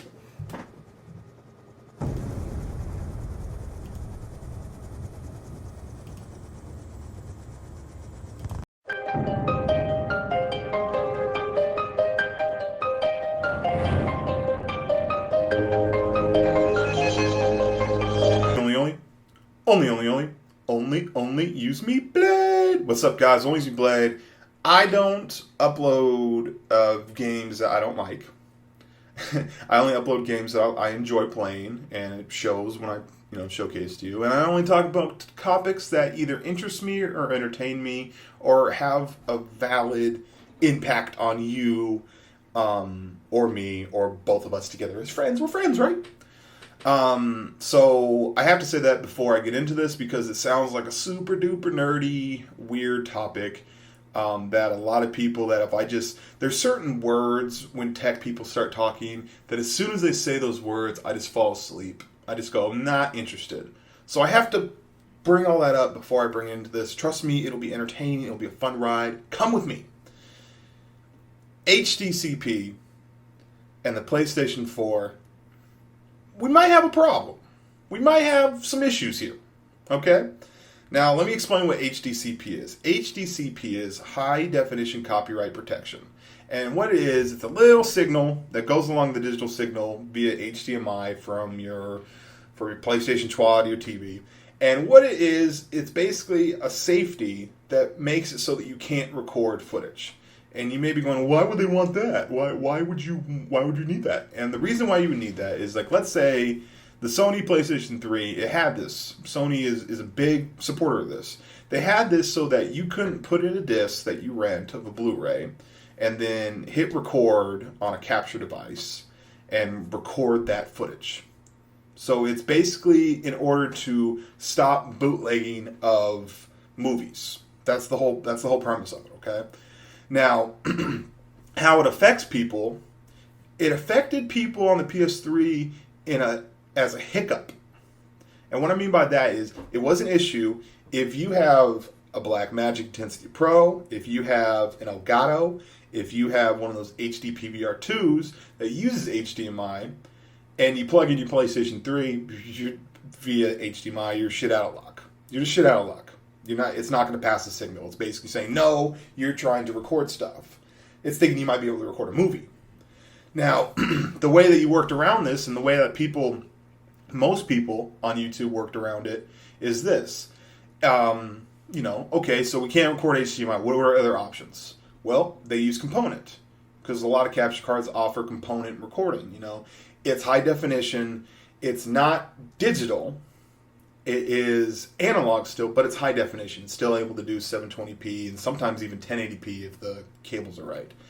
So, super fast mode.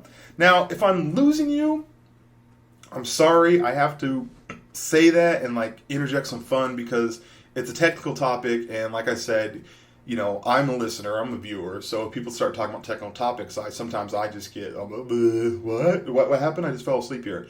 So if you get bored, if you're like, what the fuck, I came here to see some knifing, here's a really, really nice, hey, I thought you're playing the bomb. No, you're not. Oh, cancel those plans. Go home. Anyways, so that's how you got around it. You just recorded via component because there's no way to enforce HDCP via component. And, you know, that's why when I hook up my PS3 to my Elgato, I hook it up via the component cables. Simple problem solved. Well, the PlayStation 4, from everything... Now, also, be aware that there might be a workaround later on. They may consider this. But just as a person of how I use my consoles, of how this could be an issue, from what I've seen and from what I've read, the only output on the PlayStation 4 is going to be HDMI, which I don't think to the normal consumer is really going to be that big of an issue, because no one's going, I must have a PS4 now in my hands, in my home. The future is today. I must have it. Do you have an HD TV? No, not yet. Just haven't sprung for it. Most people, I'm going to assume most people that have the resources or the needs or the wants to get a PlayStation 4 already have an HD TV. That's just my opinion. There might be one person out in the middle of nowhere that somehow gets himself a PS4 but doesn't have an HD TV. But sorry, you shit out of luck. So they're only going out via HDMI. Well, if they're only going out via HDMI and they're still using HDCP, which is something that Sony is a big fan of, then you won't be able to record or capture gameplay footage unless you like put a camera on a tripod and aim it at the screen. You know what I mean? Like old 2009-ish, you know, I didn't have a capture card but I got a flip cam type of deals. But that's a big deal. That's actually a big deal. That's how it affects me. Because if I can't record my footage and share it with you guys as a gamer, then I would basically say, well, I can record off PC, I can record off the Xbox One. I'm not going to get a PS4 then. That's how it affects us. And also, that's huge because I understand that gamers, we're not the biggest deal ever, and I understand that YouTubers, you know, we don't run the world or none of that shit. I totally get that. But we do record these people's footage and put it on YouTube, and it's like exposure. So if you don't allow us to give you that exposure, then we're free advertisement for you. Let me know your thoughts. I may be completely wrong, and this could be no worries at all. Who knows? ONLYUSEmeBLADE. Peace and buggers.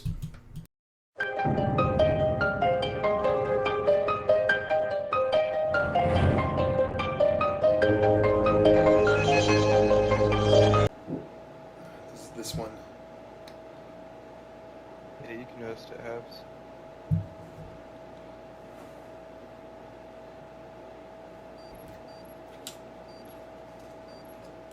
Yeah, still, Farm, one of the best zombie maps of all time. No one gives Farm its respect, bro. I don't get it. It's Farm shit. Simple as fuck. Yeah, that's what's fun about it. You don't have to. No. You don't have to be like, okay, let me dedicate a weekend to getting a high round. No. It's 2012, man. It can't be uploaded maps like that to Call of Duty. But it was like free though. You can't. What's up, guys? ONLYUSEmeBLADE. How hyped up people were. About Farm? No, go ahead. Go. Your intro. No, I don't care. Okay. They know I was what just you mean. gonna say, do you know how hyped people were for Black Ops 2 Zombies? What we got was such a disappointment. Like, to be an actual Zombies fan, I know you're not. Yeah. You're not a zombie gamer. You just like Mob of the Dead. Mob of the Dead is awesome to me. I don't know why. I really like Mob of the Dead. And a lot of people said Mob of the Dead was easy, and I think that that might have had something to do with it, because I don't like playing and getting to round 7 and then going, fuck, you know? Like, Mob of the Dead, I figured out how to, like, get to much higher rounds. I just thought you really liked the prison theme or something. No, it has nothing to do with that. It's just, like, the whole process of, like, getting the golden sport. I haven't watched Oz yet. You haven't watched Oz? Oz is amazing. I just know there's a lot of rape scenes in the shower. I mean, that's part of it, but I guess that's part of prison, so... I don't know, Oz was good, though. Like, Oz was really good. I need to watch that, The Sopranos, Game of Thrones. I mean, bro, everyone's been freaking out about Game of Thrones. I tried to watch it before, and I thought it was like a TV show. What's going on with them? I wanted a TV show too, but Sopranos was good when it was out. You know what I mean? But like, I feel like because I watched it when it happened, and then near the, I don't want to say the end, but like the last couple seasons of Sopranos seemed like it was like kind of weak. Like there were people that are like diehard Soprano fans that were like, yeah, the last season sucked, and they watched it because it was the last season, but they felt like it could have ended a little earlier, you know? The Wire was similar. I don't get it. Everyone loved season 4 and thought it was the best. I thought season 3 was the best, dude. Of The Wire? Yeah, with Omar and that one dude teaming up. Yeah, Stringer Bell. The Wire is extremely good, but what happened with The Wire though is that the city of Baltimore was like, you need to like stop showing this because this is like what's actually going on and it makes us look bad. Yeah. Yeah, I could definitely see that. Because apparently like Baltimore and like, you know, Washington D.C. and all that stuff, like it's bad. Like it's really bad. Yeah. Damn. But you know, Fire was so good though. It's really frustrating though because like except for Breaking Bad and except for like AMC, like most TV shows that are on like cable are like garbage. You know what I mean? Like all the good ones are on Showtime, HBO, and there's a show I want to watch that's on Cinemax, which is like the only premium channel I don't get, which is what is it called? Like it's about Atlantic City. And I really want to see that. Like, some people have been telling me about that. But, did you ever watch Alive? Alive? I mean, I'm sorry, Awake. Oh, yeah, we both watched that last year, Blade. Yeah, Awake was amazing. I watched that with you. We didn't watch Yeah, man, it was super trippy. Oh, so you actually watched it when it was, like, on TV? Yeah, I watched it week to week, and that's awesome. It got canceled. I went on a little Twitter rant, yeah. So what do you... people don't have the attention span for shows like that? So I'm a bad host. What's up, guys? This is what's the name of this zombies thing anyway? Air Raid. Air Raid? Buried. Oh, I think it said Air Raid. Sandcastle. All right, this is Buried. Air Raid. Yeah, I think it said Air Raid. Whatever. It's a new zombie thing, and I'm doing this for views. I don't even like this fucking thing. I'm gonna be the douchebag with the LSAT. I don't really know how to play. Oh It's one of the teddy bears. The song is not that bad. Woohoo! Oh, I haven't heard the song. I don't really normally play with voice volume off, like a challenge. Oh, there's Blade. I don't need this quick revive thing, do I? Or is that more you like? want to be a good teammate. Well, you know, there's no one's asking you to there's be a good teammate. there's no power anyway, so. Hey, so if you chalk, you get points for that, right? Yeah, I think you get 1,000. Alright. I'm just chalking it. It's not like we're gonna use that. You can get back up there after anyways. So I don't really know how to, like, what I have to do. So what's up, guys that are watching this? This is a live comp session. First realistic playthrough of the zombie thing. I know a little tiny bit, realistic. Well, I don't really know, like, what the fuck I'm doing. You know what I mean? Like, I kind of know what I'm doing. Actually, I have no idea. Yeah, I'm in that boat as well. But if you guys don't know, that guy who camps is Jeff, who is, my, I consider old pal. And you haven't really been doing the YouTube thing lately. It's been months, bro. It's like years in YouTube time. But you were like the zombie version of me, I guess. I don't know how to say it, but So kind. I played a good amount of Search back in the day in the old pods. You started off talking shit to me. How do you? Okay, so you can get those little chalky things, and you go up to a question, and then put it on there. How do you get to it though? People are gonna be like, "Blade's such a zombie noob." Yeah, I don't. Sometimes when I watch some of your like farm videos and all that, I kind of laugh at some of the stuff. I've never uploaded a farm video. Get the fuck out of here. No, you have. You did live comms on Oh, I did do one. I forgot about that. Yeah, that was like back in December. But I remember the weirdest stuff. yeah. But Mob of the Dead, that's my shit though. Like I really like Mob of the Dead. Isn't that zombie etiquette? Isn't that zombie etiquette that you don't want to like get those little power-up things? So why did Awake get canceled? That's so stupid. Because it just didn't get the views, man. It's all about views. It like the first episode broke like 1 million, and then all the rest, something like that. It just died out. Well, so quick. I do remember like because I've watched that series like twice, you know, and I do remember that episode 2 kind of sucked. And if you think about it, like episode 2 of a series is really the make or break, because like the pilot's the pilot. It's like whatever, you know what I mean? Like it's you. I don't know. When you show, okay, I got a question. When you show a TV show to somebody, right? Do you show like a TV show you really like? Do you show them the pilot episode, or do you show them the best episode? I must have missed something. Ooh. Okay, here's a good example. Yeah. I've watched maybe 10 minutes of Dexter. Okay. Okay. And I know that everyone says that. Like I've never heard anybody say, Dexter's not that good. You know what I mean? Like everyone that watches Dexter says, hey, it's a good show. It's had that. That's for sure. So what is an episode of Dexter that you would recommend that I watch in order for me to like get into it? Well, the thing is, you can't just watch the episode itself because you have to understand the background story of this guy. But season 4, it's season 4, episode 9, I believe, or 10. It's called Hungry Man, and it's where Dexter goes to a serial killer's house for dinner. It's like one of his rivals at the time. He's trying to learn from this guy. This guy picking up on his game. Because originally he was just going to kill him. But this dude has a family, and Dexter's trying to learn how to keep his family together and be a serial killer and all that. So he goes over to his house for dinner under a false identity, and shit gets out of hand. Yeah, it's insane, dude. I wasn't saying whoa to that. I just fell. Talking about the zombies. Yeah.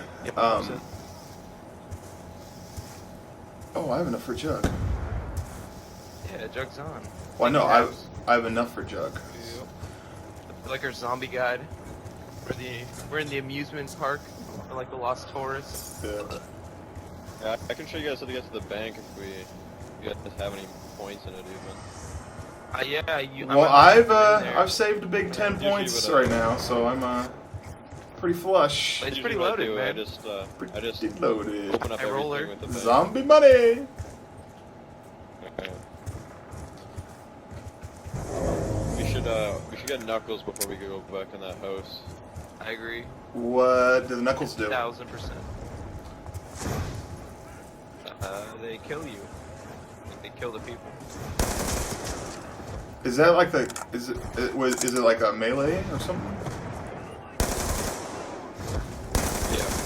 Sorry, I'm not really very versed in the. Oh, dude, I'm stealing someone's money. I just stole someone's money. What do you mean? I think I stole your money. I just stole like your $1,000 that I didn't have. From where? Oh, if you can steal money, you know how many people are gonna make videos?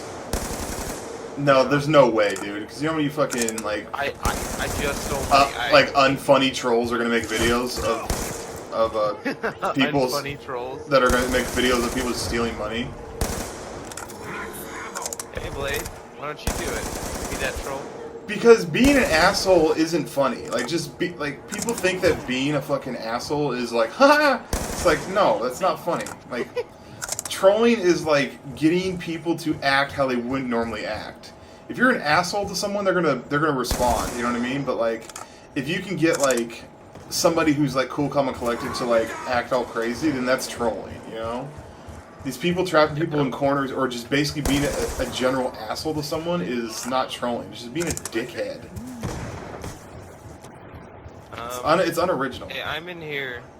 Yeah, I just have to open up. If you go upstairs, you can go up to the roof.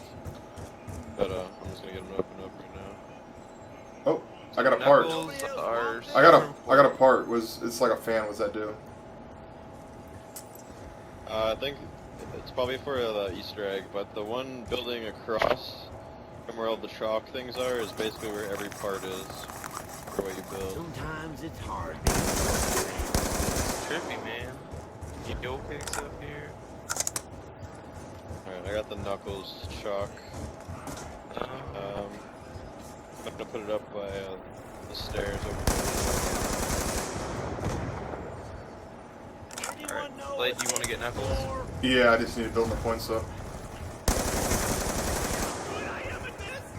And I think I know what I'm doing as far as building this part up. Incorrect part. What the fuck? I guess Juggernaut isn't necessarily a bad cornered camp. You know, there's no guns, obviously, but, you know, it's pretty straightforward. I'm gonna switch these two. How's the Wonder Gun? It's actually really good. I like it a lot. Is it like a better flamethrower and you never need to recycle it, right? Yeah, you still have to. It's like exactly like the flamethrower, but it's. What's this incorrect part I don't know how to bullshit? describe it. It like slows them down like the Winter's Howl, and then they explode. And you can fly with it too if you like jump up while letting it down. You can get up on the ledges and fly pretty much like a. I'll buy a Knuckles Blade. I need like another 1,700 points. So what part do I need? Every time I get a part, it says incorrect part. Yeah, you gotta find the right table. So but the part I have will eventually does go to a table, right? So shouldn't I just go to each table? Yeah. Okay. Where are the You tables? don't have all the things open yet with the tables. Should I worry about that like later? Alright. This playthrough's going a lot better. Is there Semtex or anything on the map? I haven't seen Semtex. I still want to make my Semtex montage. Semtex montage? Yeah. I won't make any money. I won't make any money off of it. But what is it? It's like you getting clutch Semtex zombie kills? No, it's I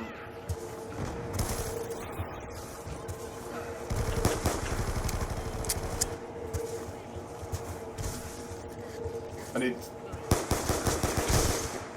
Hey! Let me wait. Hey, let me get that. Let me get. I need 100 points. You're an asshole. Let me get 100 points. Oh, my bad. Blade over here, I think. A strangler. A strangler? But I don't have any gun though, so I should probably get a gun, huh? Knife him. A grenade. Why is this dude all spazzy? Like, what's wrong with this dude? I gave him candy, so if you want any zombies come, you'll just kill them all. I really think he has like some serious mental shit going on. Yeah, what the like fuck? Like a bad childhood for sure. Like he must have been abused. Oh my god, look at him. Oh my god, oh my god. I thought it was killing. He's on the hunt.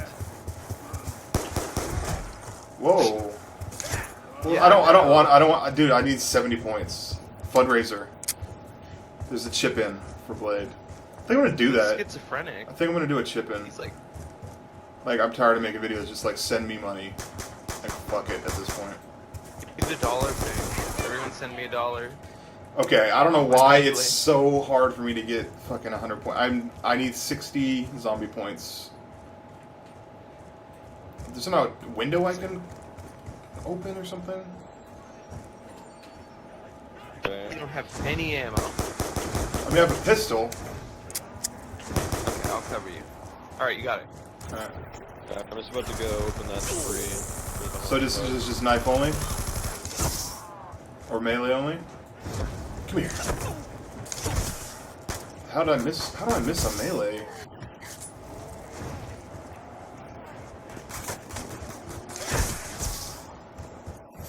Alright, so I find it disheartening getting instant kills after I've gotten the one-hit kill weapons. You know? It's only till 13 though. We can stop at the end of the round. I think just the way I'm sitting. Going back right now. So what do we want to get now? We want to get like sleight of hand or something, or? If I get some more booze, I can open up the thing for the new perk. Where do you get booze from? It's either in the saloon where the Bowie knife is on one of the tables, or in the place where he starts out. Oh, I got booze. On there, you can I got buy it. wait. Oh, Okay, now he's gonna come after you, so you gotta, like, he's just gonna follow you because he wants the boost. You gotta find a debris that you can. What debris do you want me to break open? Here, I'll show you.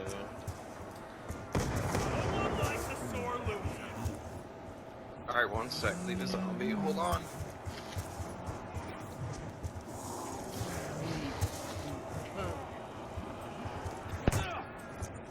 Okay, right there. This way. Where are you? What's the deal?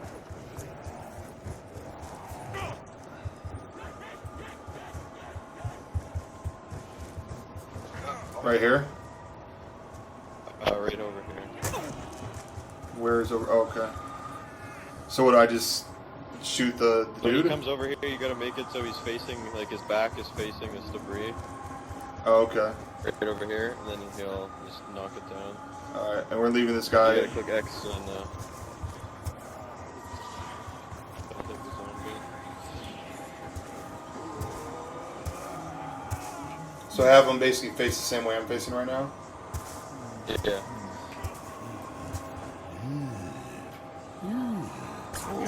Alright, just gave it to him.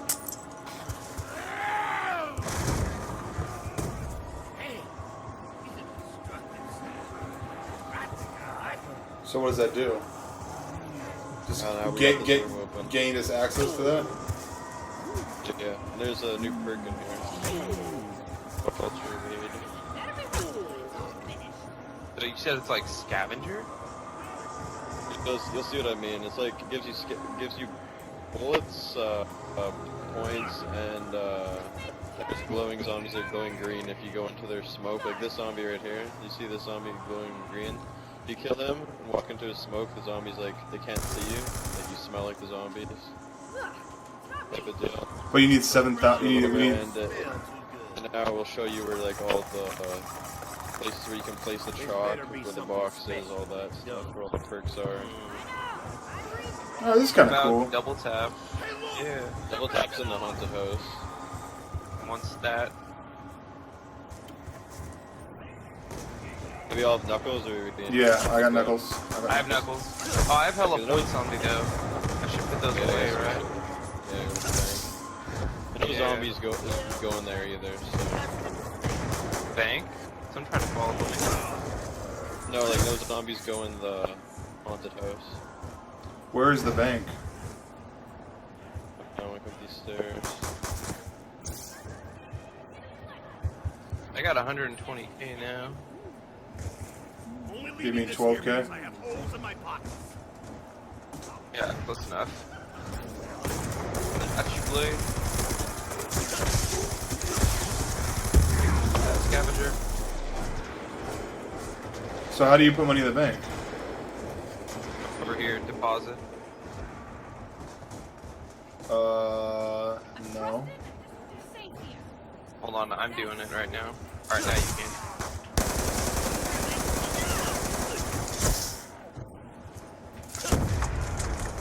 Oh, I see, that's like money on the ground or some shit. Okay, so you just put it in the bank, and then you. That's kind of cool. I like that. And all your points carry over from the Rise Bank and Trends. Oh, really? So I had a full bank before this map came out, so I just been opening up everything when I start out. Get a full bank? What? Like Whoa. The max is like 250k is the max bank. So if you. Whoa. If you get hella points, you can just. How the fuck do we get out of here? Down here, Blade. Oh.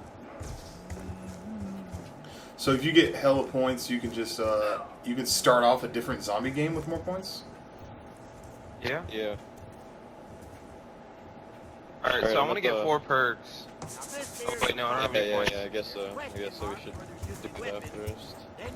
Should. Alright, so I'm gonna go get my points back.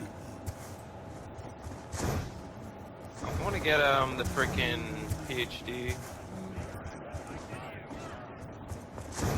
I just keep taking fall damage, right? Yeah, and then you'll see a little green mist and you'll have it.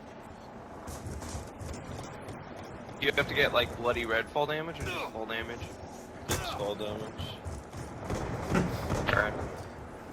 then if you I don't know fall why I damage found again, that you so. lose it. I don't know why I found that so funny that you said. Do you get it? Fall damage.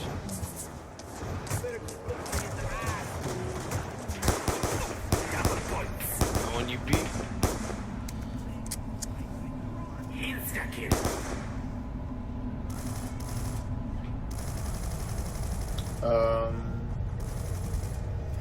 I definitely shot him, my bad.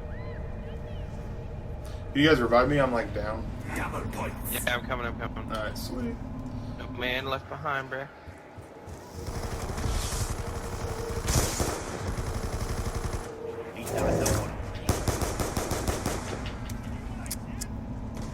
Again, sorry. I'm horrible. Take two. Take two.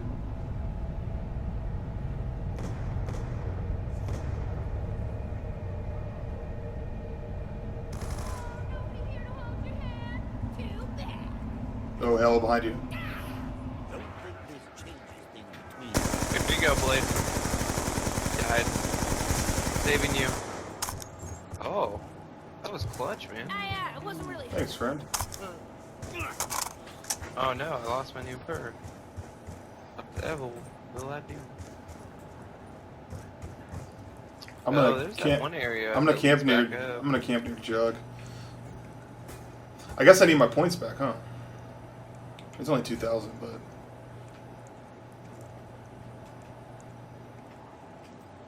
Yeah, see, I just got built-in flopper. Jeff, can you take me back to the points, or I don't remember how to get there. Back to the points, alright. Oh, do I still have the thing, the puncher thing? Yeah, it's still a one-shot this round.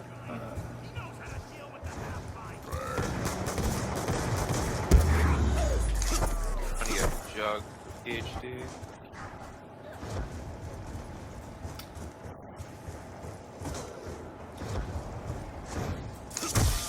Oh, I had it and I lost it. Fuck. Yeah, you can tell if you have it if you use dolphin dive and it does explosions, to be sure. I thought Ascension was pretty good too. Yeah.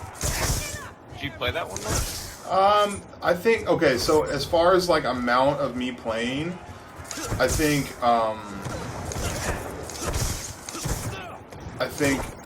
Ascension is behind Mob of the Dead, but still like good close second place. You know what I mean? I remember we played it right when it came out and you got the sickle. That was fun. The sickle was awesome. That's.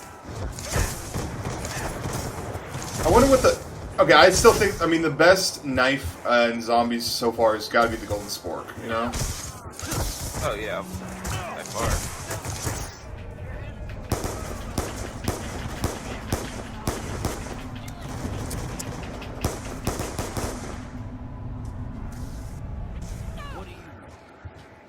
Oh my god, that was clutch. Alright, I'll start using my gun from now on.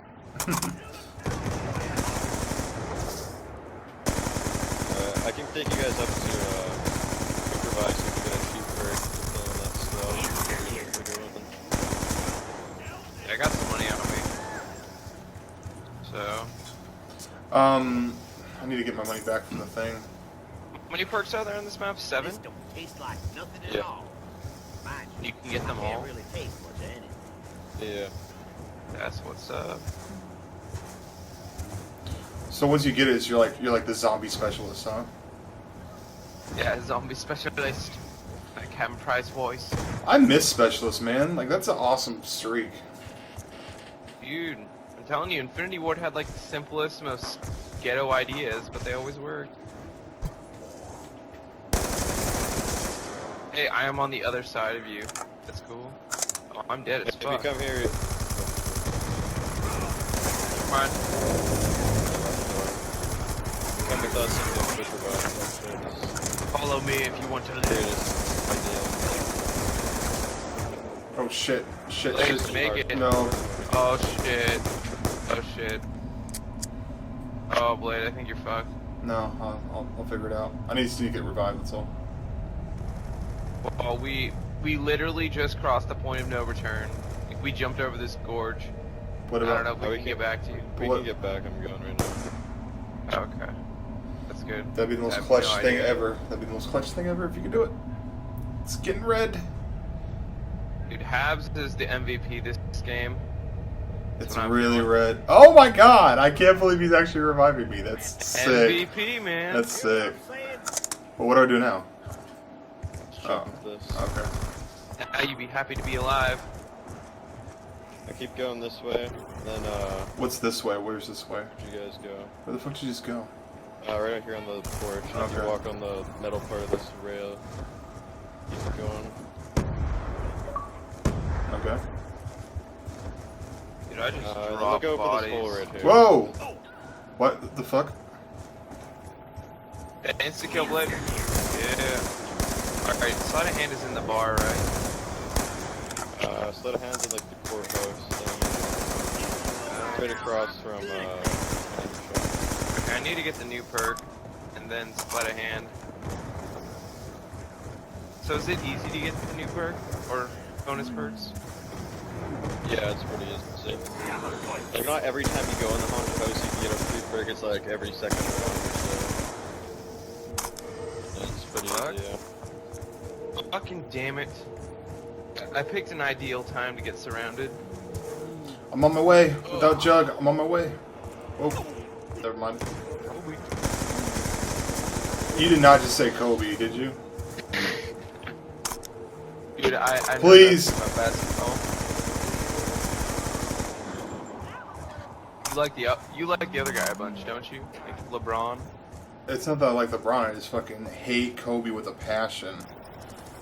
Like, I really do despise Kobe. I really need to Because get... he's black? No, it's because he's a fucking detriment to fucking basketball in general. How do I... Like, can someone take me to the bank so I can get my points back? So I can buy perks? Gotta drop wisdom about Kobe. Enlighten us why he is... This is fucking Kobe Bryant. What? He's a fucking horrible person. Pretend you're explaining this to a child that doesn't know anything. You mean a Kobe fan? Yeah. Why Kobe is a terrible human being, supposedly. Dude, these zombies are aggressive. They're mad, bro.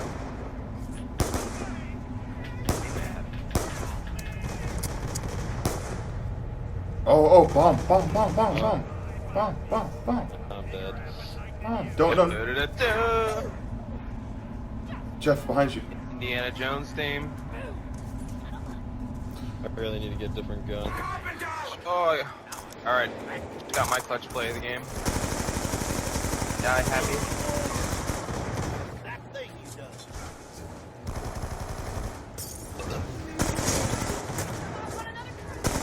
I should have probably leave a zombie here so we can get all our perks and stuff.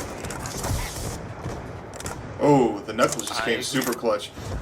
If you guys know how to get to the bank again, that'd be sweet.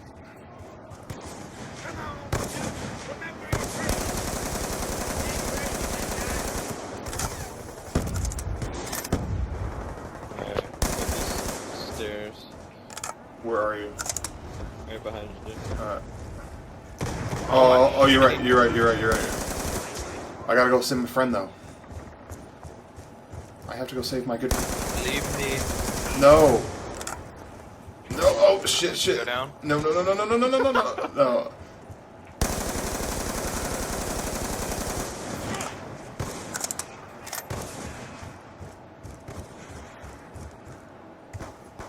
Tried. No. I'm sorry.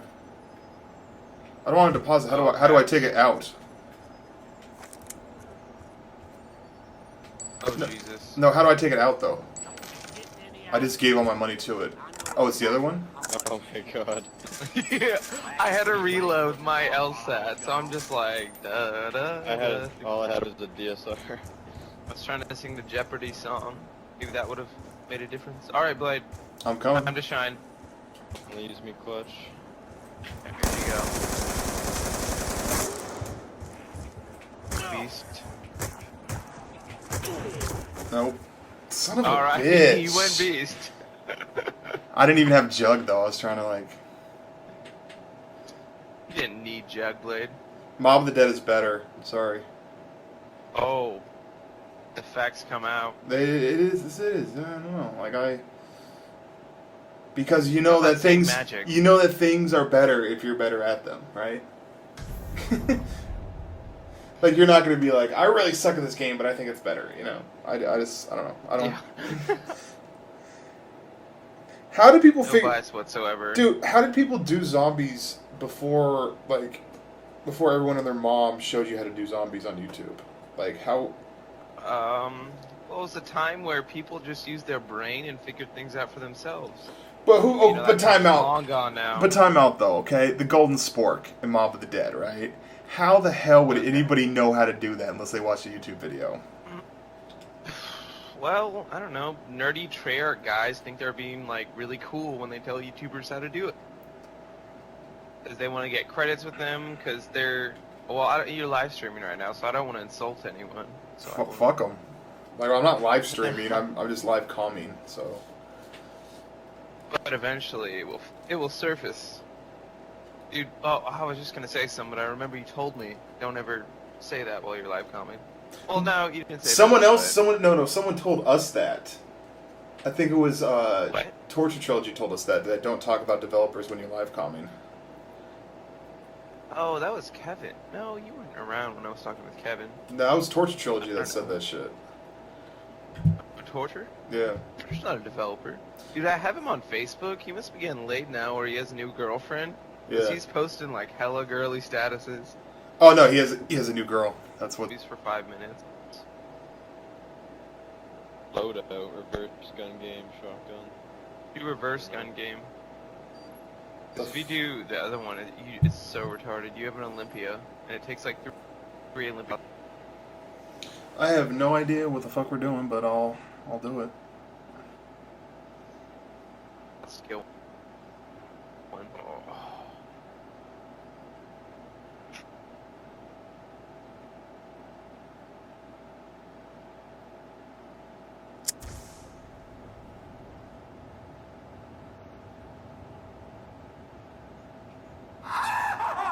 Everyone's a zombie! First one to find the cure gets to be human again. Wait, what? Everyone else, Can you jump? who can stay human longest? So what the fuck am I doing then? I can't. For all zombies, you gotta find the cure, whatever the hell that is. You found it! They're good! They're good! So now what? Back your blade. Whoa, what the fuck? What the fuck is that shit?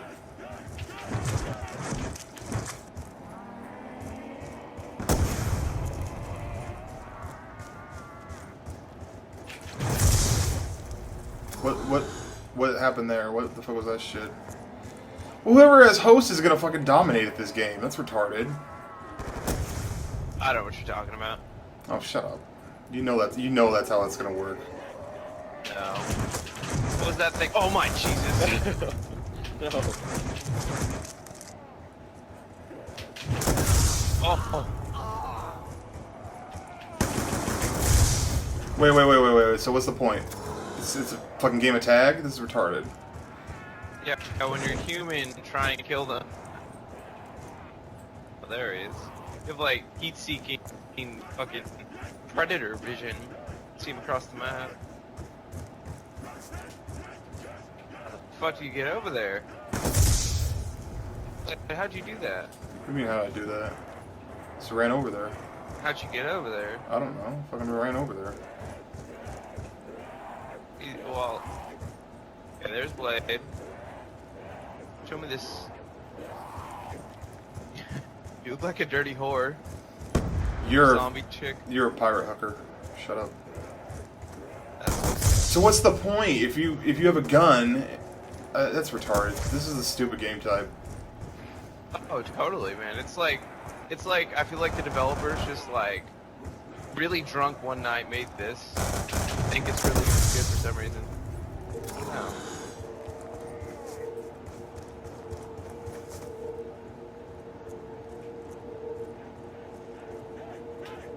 This is really stupid. Oh, it's like gun game. That's cool.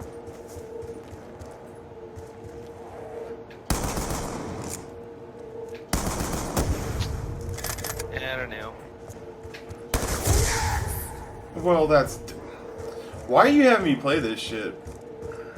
I don't know. I just thought it might be fun. You know what? The way with this may be fun is if you had like 20 people in here doing this. Yeah. Well, the max is 4. Well, then that's...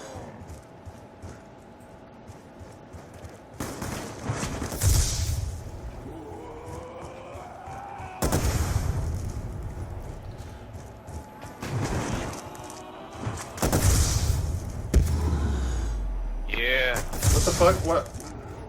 I got a nuke. Kills you. What if they had competitive zombies? Oh shit.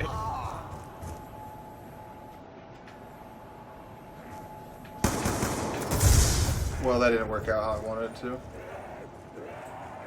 Yeah. Like from The Office. No, no. Office Space. Yeah. Yeah. About that. We're gonna need you to Gotta come work in this on. weekend. We're gonna need you to come in on Sunday. What was up with that crazy gerbil guy that like burned the place down? Oh, Like, I'm Milton. But you're like an encyclopedia. You know everything about movies. Oh, let's do the movie game. Oh. Dude, I'm in no state to remember all the movies right now. No, just name me 2 actors. I'll link them up right now as I'm playing this game. Just 2 actors right now. Movie? No, based on movies they've been in with other people. It's like 6 Degrees of Separation, but it's with 2 different actors. I don't know. 2 actors, come on, do it fast now. Will Smith. I don't know any female actresses that I'm proud of participated. I don't know. I don't know. You think of the other one? No, you have to think of the other one. If I have to? Yes, because I got to link these 2 up. You're making it fucked up because I only got a minute and a half to do it. Just name another actor besides Will Smith. I can't honestly think of another actor. You besides can't. Will Smith right now. Bryan Cranston. All right. Bryan Cranston, really? Name an actor that's been in movies. Tom Cruise, Will Smith. That's super easy. All right. Gotta be. Okay. Tom Cruise and Will Smith. You fucking dirty Sanchez camper. Oh, it's me now. Let's see here. Why did it make me reload right there? That's retarded. I got a power up. So it makes me reload. It makes bullets not be in my chamber all of a sudden. Keep going. You're setting records today. Get turned on, bro. Oh, you can't drop shot in zombies? Who are the people? Will Smith and Tom Cruise. Tom Cruise.